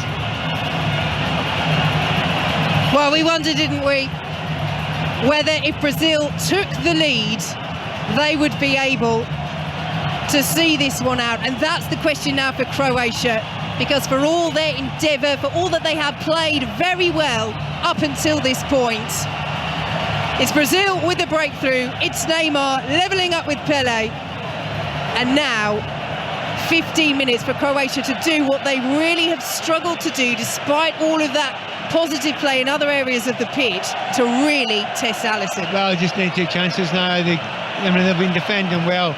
The fullbacks have been going down again, particularly Juranovic. But then you're saying to them, OK, you've worked hard, you've chased hard, you've closed down hard. Right, lift your game now. That's not easy. But it's a World Cup semi-final that's waiting there, so they're going to have to do it. At least they'll have a lot of bad time, the manager, to think at half-time. So Croatia get us underway. There can only be seconds left in this first half of extra time. But they're trying to make the most of them as they go down the right-hand slide with Vlasic, and now into the penalty area. They go wicked ball across from Juranovic, but it's cleared away by Brazil up towards halfway. And Modric, who just has a look at Michael Oliver there and says, oh, he's still playing. You almost stopped there, Modric. Looked over at Michael Oliver, who said, all right then, we'll stop. We have played that minimum minutes added on, and Brazil, Pat, have found the breakthrough on the stroke of half-time and extra time. Look, they deserve it over the chances created, and Neymar has got 2 or 3 of the best chances. I often talk about Messi recently. He decides in games when he turns it on, because he can't do it for the whole time. Well, with Neymar, it's because of that injury. He's clearly carrying a problem with his ankle, and he's decided this is the moment, this is the time. And it was genius when he did it. There was very little space. They cut through that defence and scored a great goal. You know, he's not scored many goals from open play for Brazil for in the last little while, last number of years even. But that was a classic, and it'll mean so much to them. But I'll tell you what, you see a different Croatia now. Yep, October 2021, that's the last time he scored a goal for Brazil. That wasn't a penalty. The last 6 have all been spot kicks. That one wasn't. That one puts Brazil within 15 minutes of the semi-finals. Emma, it's all yours. Planned dancing, we talked about pre-kickoff. I think almost all of Brazil's squad charged down to the corner to celebrate what could be a huge goal for them, Neda Manua. You know, just as they really look to be tiring, I imagine that's gone some way for recharging them for the next 15. Yeah, that's exactly right. I think Neymar, in that first period of extra time, you could see he wasn't really defending anymore. There were players around him who were having to work twice as hard to cover for him. But as Pat was saying, this is why you keep players like that out in the field, and it's the worst nightmare for people who believe everyone should be treated the same. Because lo and behold, he can make that sort of difference with the quality he has. It's an absolutely incredible goal, and the timing of it, you know, it's really going to have to test Croatia now in this second half. But then there were a lot of Brazilian players, I thought, in that first period, who did look very tired. You've seen Casemiro having to cover a lot of ground, but not being able to do it anymore. I think Pat said he saw it himself when Modric was running past him, and that was maybe 40 minutes ago. So it really, really does set up the second half of extra time, because now can Croatia go for it? They've been solid so far, but now you've got 15 minutes left in your whole tournament unless you score. Let's see what they've got to put forward for us. Well, this is it. It'll be fascinating to see what Croatia can come up with. As Pat said in commentary, it looked as if the plan was that they did fancy themselves more from 12 yards out as opposed to the next 15 minutes or so. But they have no choice now, this Croatian side. They must come up with something to stay in this quarter final. The players now just making their way back out there for what is a huge 15 minutes. Brazil, though, now with the edge. I'll hand you back to our commentary team. It's Pat Nevin alongside Vicky Sparks. Thanks, Emma. So, the double change being made by Brazil at half-time. Alexandro is on and Militao is off. And Lucas Paqueta has been replaced by Manchester United's Fred. So, Brazil will have one more substitution opportunity during this second half of extra time, should they want to make another change. But we're off and underway. Croatia get us underway. Croatia have 15 minutes to score a goal. Well, the runners-up from 2018 are heading out of the World Cup. They have conceded the first goal, Croatia, in 6 of the last 8 World Cup games. They've only lost 1 of those 6, but Pat, 15 minutes to play. It's so clear for Croatia. They know what they need to do, but how do they change a game plan that had largely been working well, but had really restricted any efforts on target on Alisson's goal? I mean, you push it as much as you can. You ask your fullbacks to go on a little bit further. To be honest, I think you need to say, look at Modric. There's no point in you playing behind the centre backs now, or beside the centre backs now. We're going to have to get you to do something special. Push further forward. It's harder to play there. You'll get closed down further there. You'll get less space there. But if anyone looks as if we're going to be able to play the pass that is needed, it is Modric. But you can't do that from 70 yards away from the goal. So Luka probably has to push on a wee bit now to give them a chance. So free kick to Croatia, swung into the penalty area, powerfully headed away at the back for Brazil. And this a test of Brazil's defensive prowess as well, because it will be Croatia streaming forward in the red and white checked shirts. Ball into the penalty area, cleared away out of the box for Brazil, out to the right-hand side. Croatia go once more back in field to Gvardiol. The urgency is there now for Croatia as Perisic picks it up on this left-hand side. Up against Danilo, plays the ball all the way across the penalty area and will be eased out of play, won't be kept in over on that far side by Modric. And Brazil have a throw, and there we go. Immediately the ball is kicked out by Brazil to the photographers, who very obligingly throw it back. But it's all about those time ticking away seconds for Brazil now. And I just wonder if Mike Oliver will look at that and say, right, previous in the tournament you've been adding long periods, but we've cut back on that. Well, if you waste time now, Michael, you've got to do it. You've got to add that time, because the Croatians don't deserve that, to have that obvious time wasting used against them now.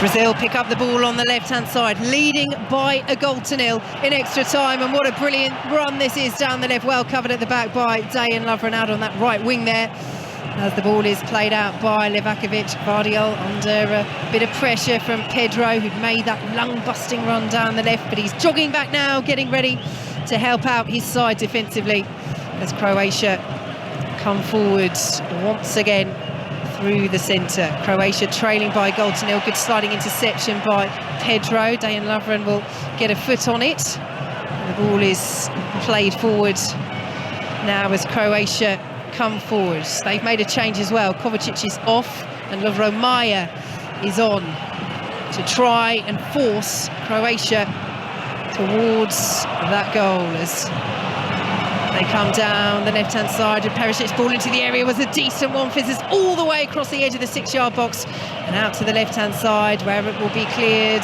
And once again, Brazil are on the charge, and Gvardiol is there. He's under pressure from Neymar. He's brought down by Neymar, and it will be a free kick to Croatia, which Livakovic has taken already. And he's taken it from inside his own penalty area. I mean, that is nowhere near where the free kick should have been taken for by Croatia. But Michael Oliver happy to let it go. We have played 4 minutes of the second half of extra time, and it's Brazil that lead 1-0, but it's Croatia building down the left. Lovely skill by Modric, down towards the byline, wins the corner off Fred. Corner to Croatia. Yeah, we're going to try everything out. I'm looking at Budimir maybe possibly coming on in a minute. Are they going to bring him on for the corner? I think they want to. He's got the height, you've got to use that if you've got a corner kick. They're telling Modric to slow down, stop. Luka's not looking. Yeah, it's Michael Oliver who spotted it, actually. It's good refereeing, because as you say, Pat, they want to bring on Ante Budimir, and that is what they will be allowed to do by Michael Oliver. So Sosa is going off for Croatia. Well, that's positive, isn't it? Yeah, the forward for Osasuna is coming on. What they have to now, Croatia. 10 minutes to save their World Cup dream after Neymar equal Pele's record on the stroke of half-time and extra time, as Croatia take the corner kick short. Will be worked out to Maya on this left-hand side, who pulls it back to Brozovic, and now Modric still hugging that left-hand touchline.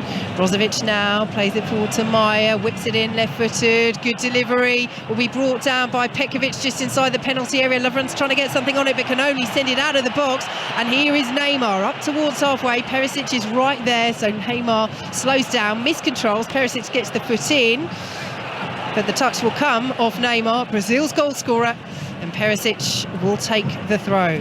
5 Live and BBC Sounds. Brazil leading 1-0 in extra time. Croatia in possession. Yeah, I know, but Neymar there, he's got to hold the ball. Brazil just won in the book. Get the ball, try and take it to the corner. But that was tired legs, and he tried the little trick. Don't try a trick. Either win a throw in, get it to the corner, or win a free kick. All over to the right-hand side of the penalty area from Modric. Brazil will get first contact and clear away up towards halfway, where it will be collected by Dejan Lovren. It is coming straight back at the yellow shirts as Lovren plays the ball into the penalty area. Cleared away by Brazil, who win the free kick as well. Budimir was up there making a nuisance of himself, and that's clearly the game plan, isn't it, Pat? Get the big men into the box, get the balls in, and just try and pepper that Brazil penalty area with crosses. Yeah, none of that subtle stuff. I think they have played much better since they've lost the goal. They've no choice, they go forward. They've dominated the play, they've got the ball in midfield, they've got it wide, they've got a corner kick, they're playing at a much quicker tempo. I mean, there's a bit that's saying, well, why didn't you do that before a wee bit better? They weren't playing badly before, but you see what they've actually got left in the tank, and they didn't really go for it, and they're currently paying the price for that. 8 minutes plus added time to play, and Alisson is taking as long as he can over this set piece inside his own penalty area. Sent up towards the Croatia box. It's cleared away by Perisic at the back for Croatia, just slotting in now on that left-hand side as Croatia shuffle their formation, and they win the free kick on the halfway line. But they have to get it moving quickly once more as they work it out to Luka Modric, who plays the ball. Nice turn in the centre circle. Pedro committing the foul for Brazil, and Croatia once again will get things moving quickly. Here is Modric under pressure from Fred, forced all the way back to Gvardiol, who plays it out to the right-hand side, and Juranovic, as Maya will lay it off once more to Juranovic. But again, Brazil getting the yellow shirts around the red and white checked ones, and Croatia forced back into the centre circle. Now Modric, midway through the Brazil half, out to the left-hand side, and Perisic up against Antony of Manchester United, and the Tottenham man doesn't get the better of him, and that's been a real battle, hasn't it, since Antony's come on. And Perisic rolls the ball all the way back into the Brazil penalty area and puts it down for Alisson to take, and Petkovic is rolling it back as well as the ball just bobbles around. But there is no need for Brazil to hurry. 7 minutes plus added time to play in extra time. They lead thanks to Neymar by a goal to nil. We've got a whole bunch of forwards on now. There's another one coming in, Orsic. Watched him play against Chelsea for Dinamo Zagreb. I think he scored in actually their first game. I think that's the case. And he is a special player. Very quick. He blows very hot and cold, but a very good player, very quick, lots and lots of skill. Real shock and real disappointment that not seeing more of him in this tournament. Yep, he's the top scorer for Dinamo Zagreb this season, 13 goals. And Croatia need a goal, but Brazil have got a corner. 6 minutes to play, Brazil lead 1-0. Yeah, and again, they're going to try and kill as much time as possible. Nobody walking towards the corner flag to take the corner. Anthony saying, me? Oh, I don't take corners, it can't be me. They're walking over and slowing it down, and you will not be surprised if this corner is taken short. No. Over goes Neymar. Yep. And there you go, Pat Evans called it, and Neymar is very happy to stand in the corner with that ball and now play it back to Fred of Manchester United and Casemiro. Now the two domestic teammates exchanging passes, Anthony getting involved as well, and the free kick being won by Brazil, and they are just doing what they need to do as Neymar goes down. I mean, that's just nonsense. You make that sort of challenge there. That's just frustration and nothing else. Don't do that. Don't waste your team's time and give Neymar a chance from... I mean, I was going to say who's he going to cross into the box, but there's nobody there. Yeah, there is not one yellow shirt in the penalty area. Pedro's just got in there now, but they played it out to the right-hand side. That's loose, though, by Anthony. Brazil almost give it away. It's helped back forward. Perisic wins the header. Playing at left-back now, Perisic for Croatia. He'll push forward at every opportunity as Gvardiol, under pressure from Pedro, sends it back to Livakovic. A word for Pedro, I think he's done well since coming on. He's held the ball up well for Brazil. He's used his strength and trying to charge down. The clearance there from Lovren just did enough to put him off, and it's straight out of play. He's a big loping centre forward, you know. You're right, puts himself about. He's kept Lovren and Gvardiol tied up a little bit, which has cleared a bit of space. Again, as you always say that, you look at Neymar, but spaces began to get clear from when other players have got tired, but also the likes of him running around, pushing defenders back a little bit, just making 5 yards. Gvardiol's header has been charged down, and Fred could be in here. Good challenge by Gvardiol, very good challenge. As Croatia clear the ball away with Lovren. That was such a dangerous opportunity for Brazil if Fred had got away there, but Gvardiol atoned for the slight miscue, and Croatia can come forward as they move it down the left-hand side. And here is the substitute, Orsic, into the penalty area, pulls the ball across. They're all arriving, and it's into the back of the net, and Croatia have found their leveller, and it's Petkovic who rips off his shirt in celebration.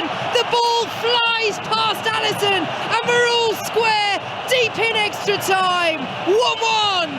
Well, it's taken a while for this game to get going, but it has got going. The Brazilians have only got themselves to blame there. They're playing short corners, they're not playing the normal game, they're trying to kill off the game, they're trying to waste time. So the sympathy is severely limited if you're going to go and try and play that way out. They've had so few chances in the entirety of this game, the Croatians. They've finally got one. But you got to say, you make that amount of substitutions, and they're all strikers. There's a whole bunch of strikers that are on there. And Petkovic comes in there, ball's caught back. Has he caught it clean? After I put it into the ground, he did, and it took a deflection. Needed the luck, got the luck. Big deflection, as Pat says, on the way through. Marquinhos, isn't it? I'm sure it's Marquinhos. Yep, it was him.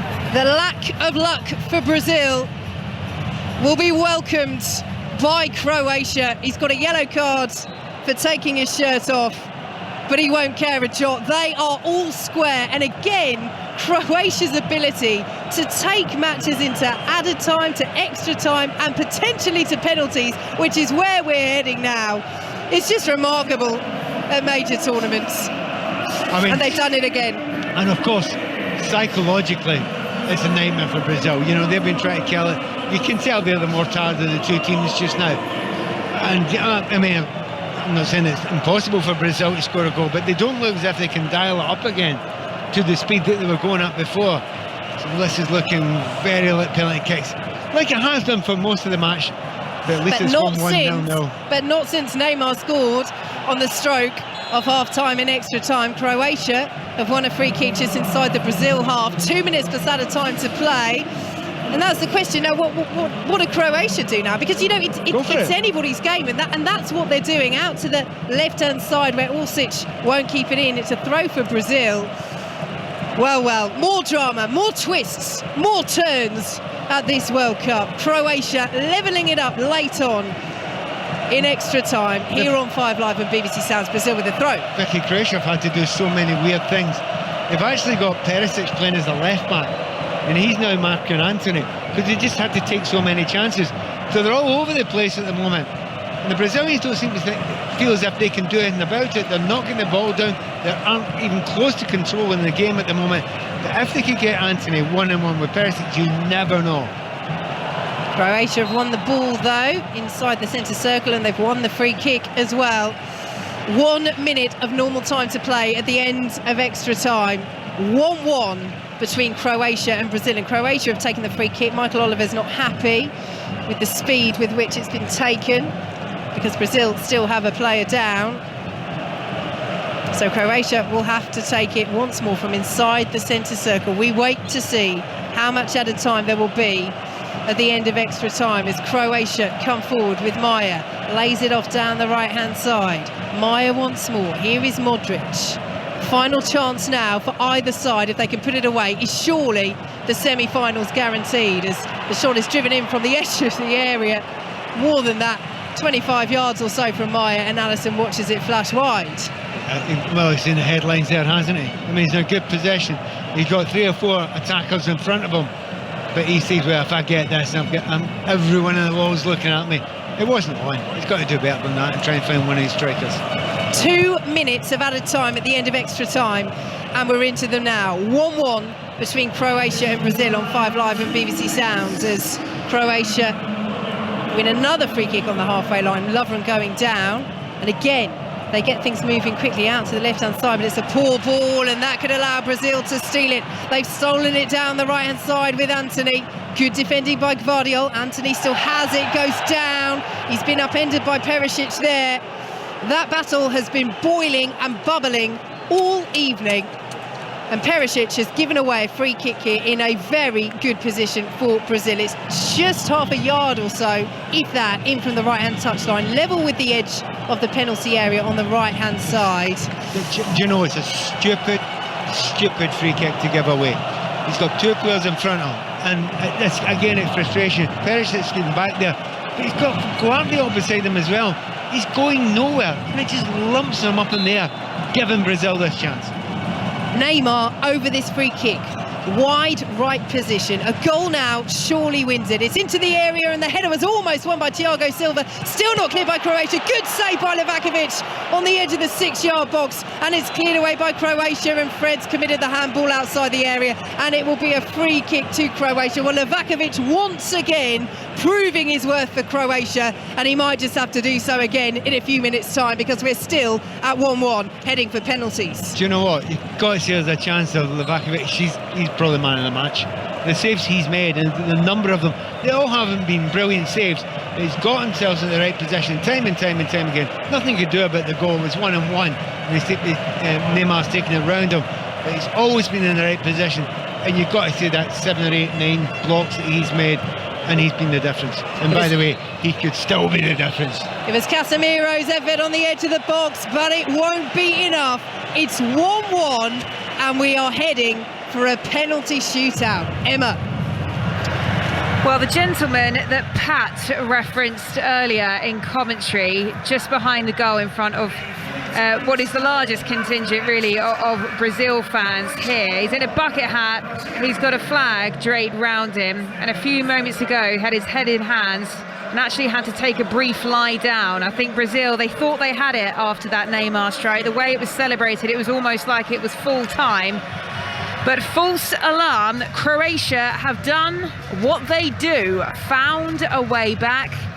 The players then gathering then ahead of what will be a penalty shootout to decide who will win a place in the semi-finals. Let's bring back in Neymar Nua, who's been watching this one with us, and wow, Brazil had to dig deep at full time, didn't they? Yes. They're going to have to do it again ahead of this penalty shootout, Nathan. Yeah, that's exactly right. What an exciting finish to that game. I think at half-time and extra time, you could see some of the Brazil players, they're really celebrating quite heavily because they had a feeling that was going to be enough, but fair play to Croatia. They really got after it in that second period there, and the belief is always there. They've done this before. I think going back at the last World Cup, they made it through the round of 16 on penalties, the quarterfinals on penalties, and then 2018 against England in extra time. So for them, you know, this experience of being tough to beat and finding a way, something that exists within that squad DNA.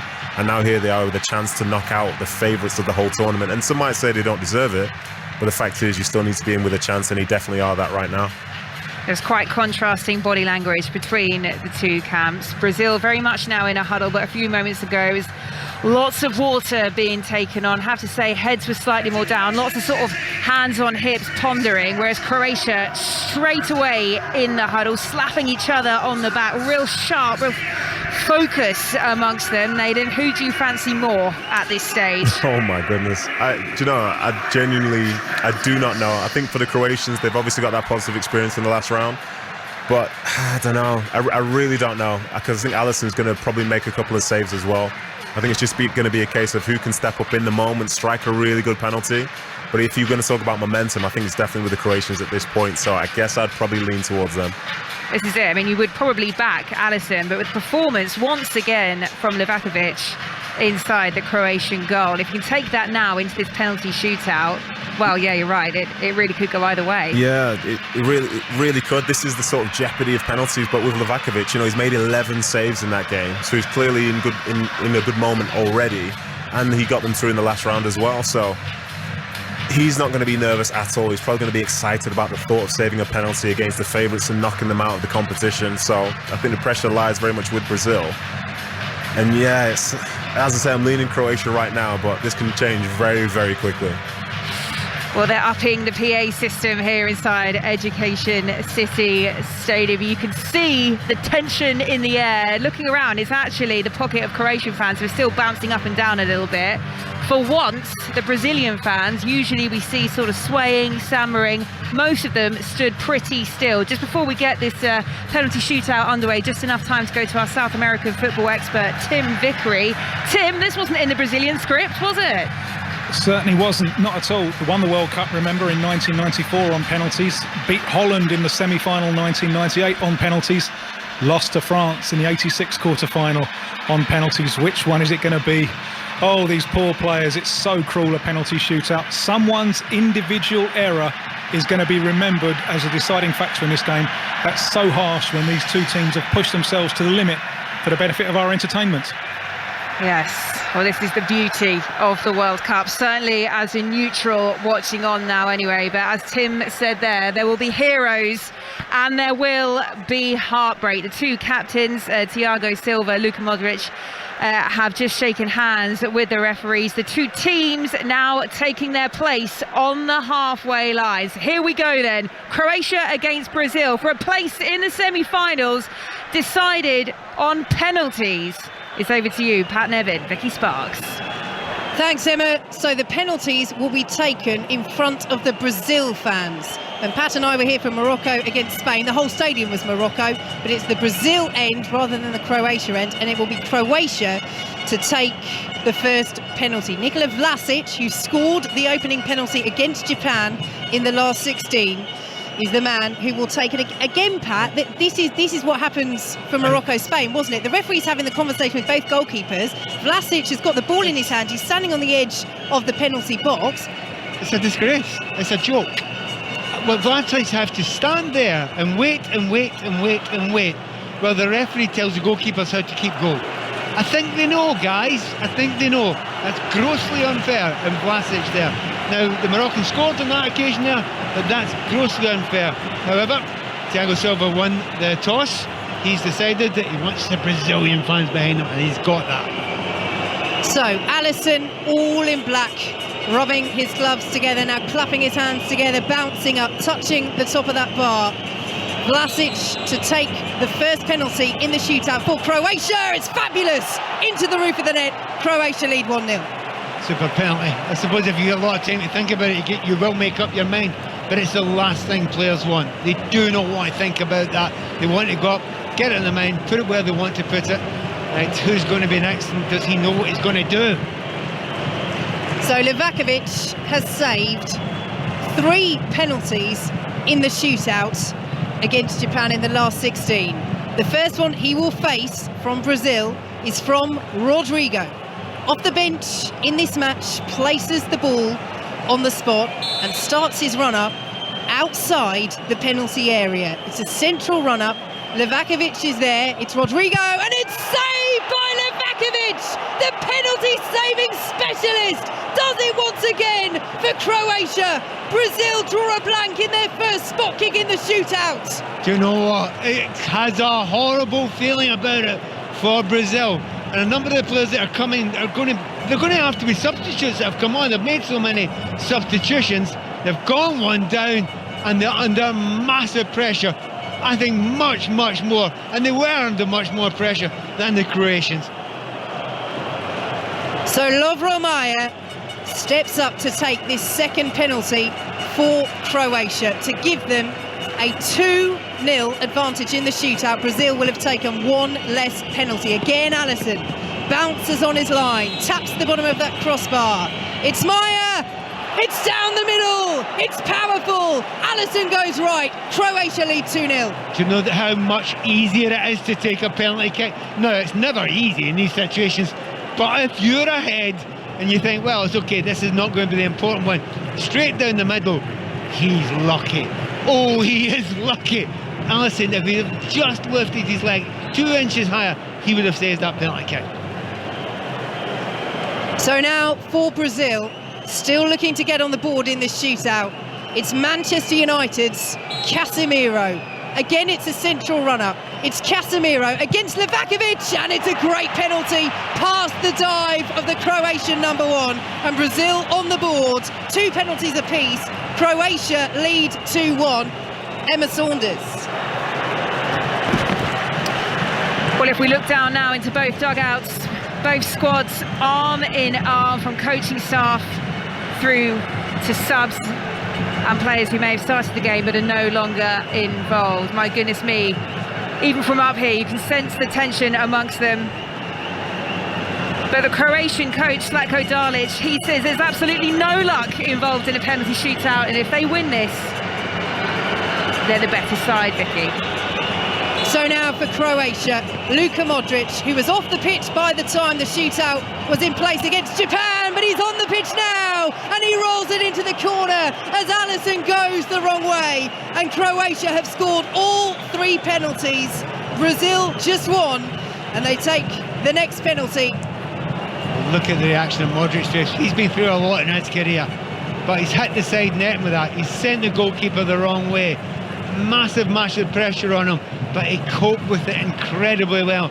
Every pressure, every penalty now is extreme, and if you're Brazilian, you will be remembered, as Tim said, forever if you're the one who misses the last penalty. So now for Brazil, it's Pedro on again as a substitute in this match. It's Pedro against Livakovic, and he sends Livakovic the wrong way. Calmly done, big clenched double fist celebration, and he waves his arms to the Brazil fans behind the goal and says, come on. It's 3-2 to Croatia. Both sides have taken 3 penalties apiece. Right, oddly that puts a lot more pressure back on the Croatians just now, because if you miss it, you've given your team a chance, taking their chance away. They were in ahead, they were cruising to some degree, you felt at the start there, but now every single penalty counts. Do not be affected. Orsic, he's only been on a couple of minutes.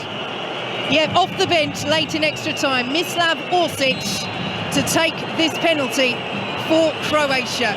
It's Orsic against Alisson, and it's a great penalty again. Low into the corner, Alisson went the right way, and Pat, that had to be spot on, or Alisson was saving that. Do you know what? That is the perfect penalty. And now, nightmare scenario. If you miss this penalty and you're Brazilian, you're out. And it's a nightmare scenario. You have got to be so strong. And Neymar still hasn't stood up yet. You can see Neymar grimacing on the halfway line.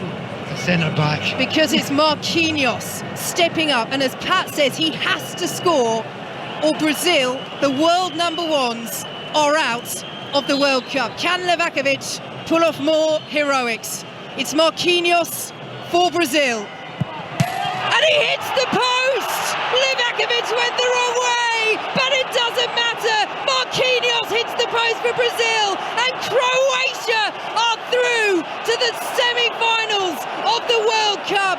Heartbreak for Brazil. The 20-year wait goes on. Croatia stormed through. And he will never forget that moment for the rest of his life. There are Brazilian players lying in the centre circle, all in floods of tears. Thiago Silva's the only one where he's walking up towards his centre-half partner, who he's played with many times over the years, and he's going to give him some help, but it's going to take years for him to go over that, indeed for Brazil to go over that. And Neymar, you said it, Pat, the Brazil players are out flat on their faces in the centre circle. It's always the question, isn't it, when it comes to penalties? You want your best penalty takers on that 5th penalty, but we've seen it with Ronaldo before, haven't we, for Portugal at major tournaments. If you don't get to the 5th penalty, and Neymar has scored, apart from scoring tonight, the last 6 goals he'd scored for Brazil were penalties, already scored 1 at this World Cup. hindsight's a wonderful thing. Yeah, and of course, and we'll focus a wee bit on Brazil there. But the important thing to say, Croatia come back. They were 1 goal down. They didn't stop fighting. They scored 4 penalties out of 4. I think Emma said it right at the top of the programme. They're quite good at that sort of stuff. They keep on going all the way to the end. And they're almost now considered, well, they are now. They're the specialists. You wouldn't want to face them in a penalty shootout from here on in. You absolutely would not. And again, talking about Croatia, we have to praise Livakovic. Only saved 1 penalty in this, but Marquinhos hitting the post as well for Brazil. But again, and the saves he made in normal time, Pat, that's why Croatia made it through to this penalty shootout. Well, I gave him man of the match before the penalty kicks. So before the penalty kicks are taken, and then he saves one, and that was the crucial one, because that put all the pressure on Brazil, and that's all they needed just now. And they'll look at this and think, we can do this again, and they'll be so looking forward to the semi-finals, because they can go further. And it is heartbreak once again for Brazil against European opposition in the World Cup. Since beating Germany 2-0 in that 2002 final, they have lost now all 6 World Cup knockout ties against European opposition. Add Croatia to the list, because it's Croatia through to the semi-finals on penalties. And Brazil, who less than a week ago sambered their way through the round of 16, they stand there, they sit out there on the pitch, stunned. The #1 ranked side in the world out of the World Cup. We will recognise just what a huge achievement this is for this Croatian side, which even by their standards, they've shown some real resilience on the international stage over the last few years. But this is some turnaround for them. Let's bring in, though, Tim Vickery. As for Brazil, well, we've seen some big shocks over the last few weeks, but just give us a sense, Tim, of the size of this, what it means for Brazilian football. Oh, this is death in the family. That's what it's going to feel like over the next few hours. What a fantastic game. 2 teams who pushed themselves to the edge, and both of them, I think, had to answer questions and came up with an answer. You're thinking it's still 0-0. Brazil are getting frustrated. Can Neymar do something about it? And then he comes up with that goal, which is both a brilliant individual goal and a brilliant collective goal. The 1-2s there with Rodrigo and then with Lucas Paquetá. It's a fabulous goal. And cometh the hour, cometh the man. But then it's the big question for Croatia. Can you do something about it? You've got 15 minutes. You've done well, but you haven't had a shot on target in the game. Can you change that in the last 15 minutes? And they were able to change it. They rose to that challenge. It's so cruel, whoever has to go through, that now what is remembered is that Rodrigo and Marquinhos missed their penalties. This game deserves to be remembered for much finer motives than that. And it's such a cruel, in a collective sport, it's such a cruel way to decide things on an individual error. Croatia, the population of Croatia is 4.5 million. Brazil have 215 million. Croatia have no right to do what they did today. You have to give them full congratulations, but they have sent a far bigger nation into mourning. Yeah, the Brazilian players out there now, a couple of them embracing each other. There's some tears out there. Casemiro had a cameraman follow him, somehow find the strength to applaud the fans around him. But Nadim, it's utter heartbreak for this Brazilian side. You said before the shootout it would be difficult to call, but saying it out loud now, the pre-tournament favourites are out, it's shocking. Yeah, it certainly is, especially when you see the fact that Brazil had that lead and, they didn't need to press forward in that second half of extra time, yet still they left themselves open enough to be able to get hit on the break in the way that they did. So you could argue, that was self-inflicted. But as they walk off the field, knowing that, they've had 11 shots on target, you create lots of other little opportunities, they won't feel like they've been outplayed at all. So this is probably why it'll hurt that little bit more. Their expectation, isn't just to make it to the latter rounds, it's to win the whole competition. So to go out in the worst way possible on penalties when they basically had control of the tie with 15 minutes left to go. As Tim said, it will feel like death in the family, and it's a huge shame for them. But this is Croatia. We've seen two versions of this now, this World Cup and the one 4 years ago. And whoever they meet in that semi-final, again, you just can't write them off. They're a very, very solid side. They're hard to beat and they find a way. And I think that apparently is in their DNA, which is why you should always be cautious when you approach them. Tim, just how much do you think, on reflection, they will blame the way in which they managed the last 15 minutes of that game? Of course, they'll have regrets over the 90, but to have the lead and then see Croatia score with their only shot on target. Yeah. Yes, there'll be a dressing room inquest about that. You know, after the defeat to Belgium 4 years ago, one thing that they were saying is we need to come up with more tactical fouls. You know, when we're breached, we got to stop the play. We were too naive. So there'll be a huge inquest about that, just being caught that one time. And even there's a little piece of ill fortune because the shot deflects off the very, very unfortunate Marquinhos into the corner of the goal.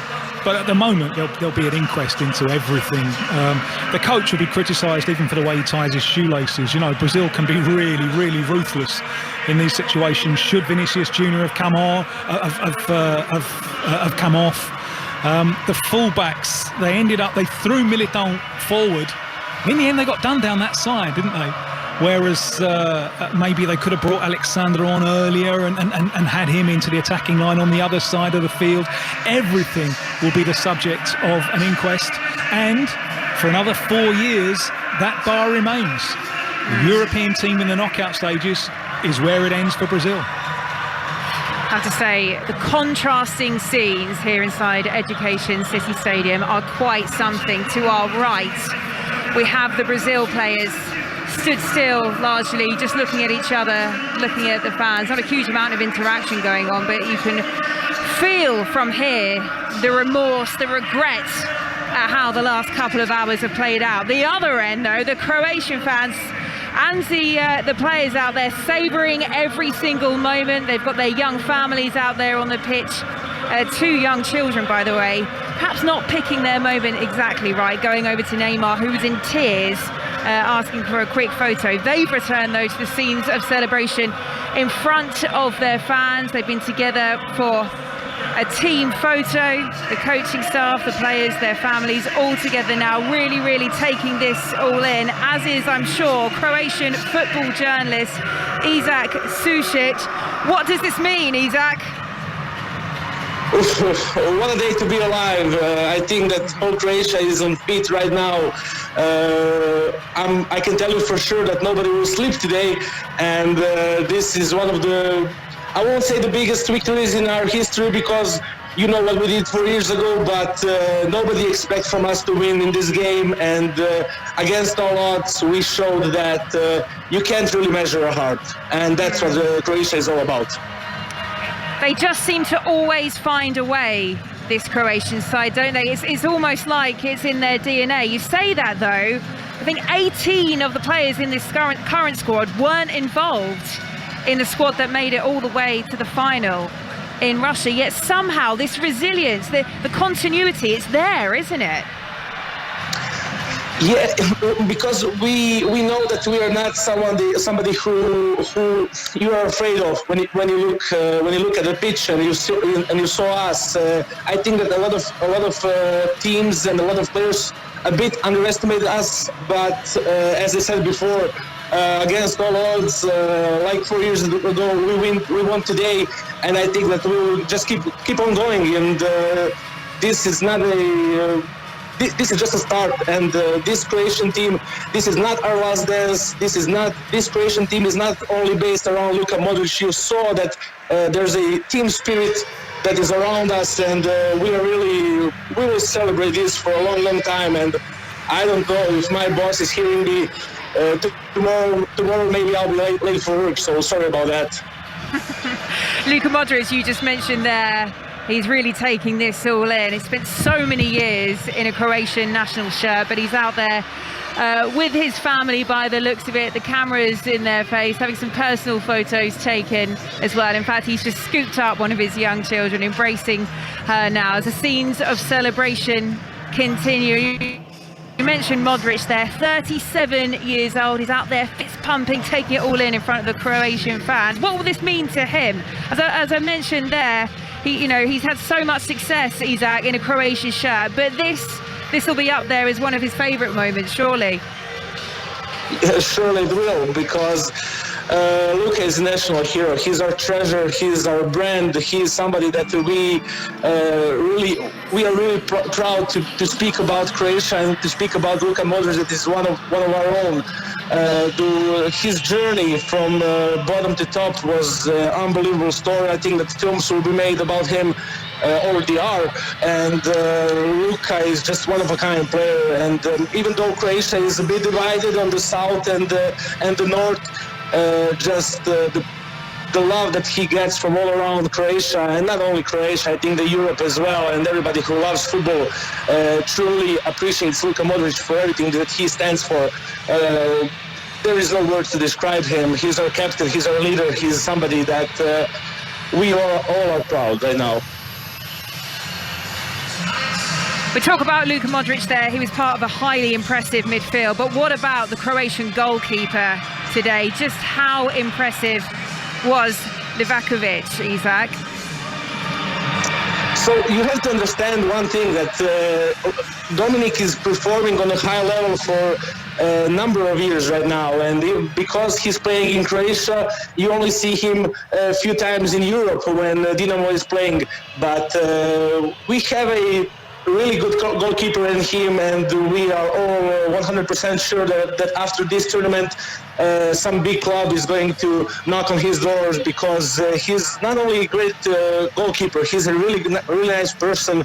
When you get to know him, he's just like normal bloke from around. I don't know how to explain this to you. He will speak with anybody with the same energy. So the way he's performing right now, it's unbelievable. And all those penalties that he saved, we had Daniel Subasic 4 years ago, now we have Dominic. It's quite unbelievable. Isak, listen, I appreciate it's only a matter of minutes, really, since Croatia have pulled off what is a historic victory over Brazil at a World Cup. But thinking ahead, who do you think they prefer next, Netherlands or Argentina? I don't know. Maybe nobody wants to play with against Leo Messi, because Leo Messi is one of a kind. But I think that right now we're not looking on the other teams. We're just concerned about ourselves, and we're just looking at our team and everything that we can do on the football pitch. And I think that our confidence is sky high. And no matter if it's Argentina or Netherlands, it will be just fine. If we won against Brazil, who is going to stop us next? Exactly. I mean, confidence should be sky high after pulling off a result like that. Croatian football journalist Isak Sucic joining us there, just giving a sense of what this means to the people of Croatia. We'll bring back in Tim Vickery, who's just saying for Brazil, this is going to feel like the nation going into mourning after being knocked out once again at this stage at a World Cup. But Neda Manua, just on Croatia, we spoke a lot about their resilience, and actually Dalic, leading into the game, he made a big point out of togetherness in this squad. It's something we've heard a lot that's fed into the success of England in this tournament as well. But in his words, there's a real family atmosphere around the Croatian side, a togetherness, a trust, and it's a huge reason he feels they're in the top 8. How much do you think you saw that tonight? Yeah, I think you could see it in abundance, because I think for some of these players who play at the very highest level, you know, they want to have more of the ball, they want to create lots of chances and so on. But the real test is when you don't have that, how do you respond? Do you work just as hard in defence as you do in attack? Do you work extra hard to get your teammates out of trouble? And you can see from the Croatia side today that they did that. You know, they hold each other to the highest of standards as well, where if you're making a mistake, you know, they demand more from you. But yeah, that togetherness makes a huge difference. You know, for these guys, like, they're away, just because we see them every 4 days doesn't mean they're having fun in between. You know, they're away from their families and away from, say, their homes for what is 3-4 weeks, 4 weeks now, and that is a tough position to be in. And that's when you need that unity, that sense of everybody pulling in the same direction, whether you're a starter, you're a sub, or somebody that's not really going to play any minutes at all.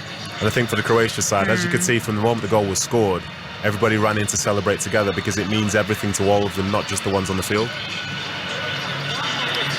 Tim, I think it's safe to say that everybody has played their part tonight in this Croatia side. But if we are to look at a particular area of the pitch, we mentioned the goalkeeper there. But actually, the midfield, we've spoken about Modric, but it's Brozovic, Kovacic as well. I mean, so much has been made of England's midfield three, but actually, the Croatian midfield, potentially the best in the world right now.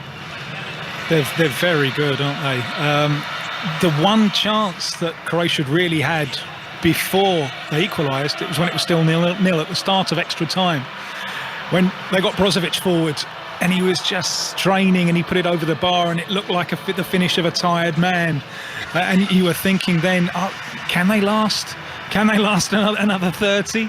Well, not only did they last another 30, they had to come back from going behind, and that's always the true test of a team, isn't it? When you go behind under pressure.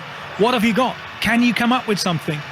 And they can, and they did. And as I said, there'll be a huge dressing room inquest with Brazil. Perhaps they will say, well, we brought Fred on exactly to close down that space down the right of our midfield. How on earth were Croatia able to get in there? But you can take nothing away from Croatia. It's a nation of 4.5 million. It is unbelievable what they've done for the second World Cup running. And as we've just heard, this one against Brazil, this is the biggest scalp of the lot. This has been an extraordinary performance from them against the Brazil team that weren't at their best. The press didn't work as well. Richarlison was strapped up and nowhere near fit. Neymar had to dose himself because he's still carrying the ankle knock. They weren't at their best, but they were pretty good, you know. And when the question was asked of Neymar, can you come up with something? Boy, did he come up with something. So to have held a team of this quality for 120 minutes and won it, it goes down in the record books as a draw, but it's Croatia in the semi-finals. This is an extraordinary achievement. It's unbelievable. This the nation, I'm sure, is and should be extremely proud of its representatives, as I hope Brazil will be, because Brazil went out on their sword today. They leave the World Cup with dignity thoroughly intact. No one was better than them in the games that they played. They left us some terrific memories. It will be seen in Brazil as a cataclysmic failure, yet another quarter-final elimination, and it keeps going on to smaller and smaller nations. You know, if you thought Belgium was small 4 years ago, Croatia is the population is considerably smaller, so that doesn't look good.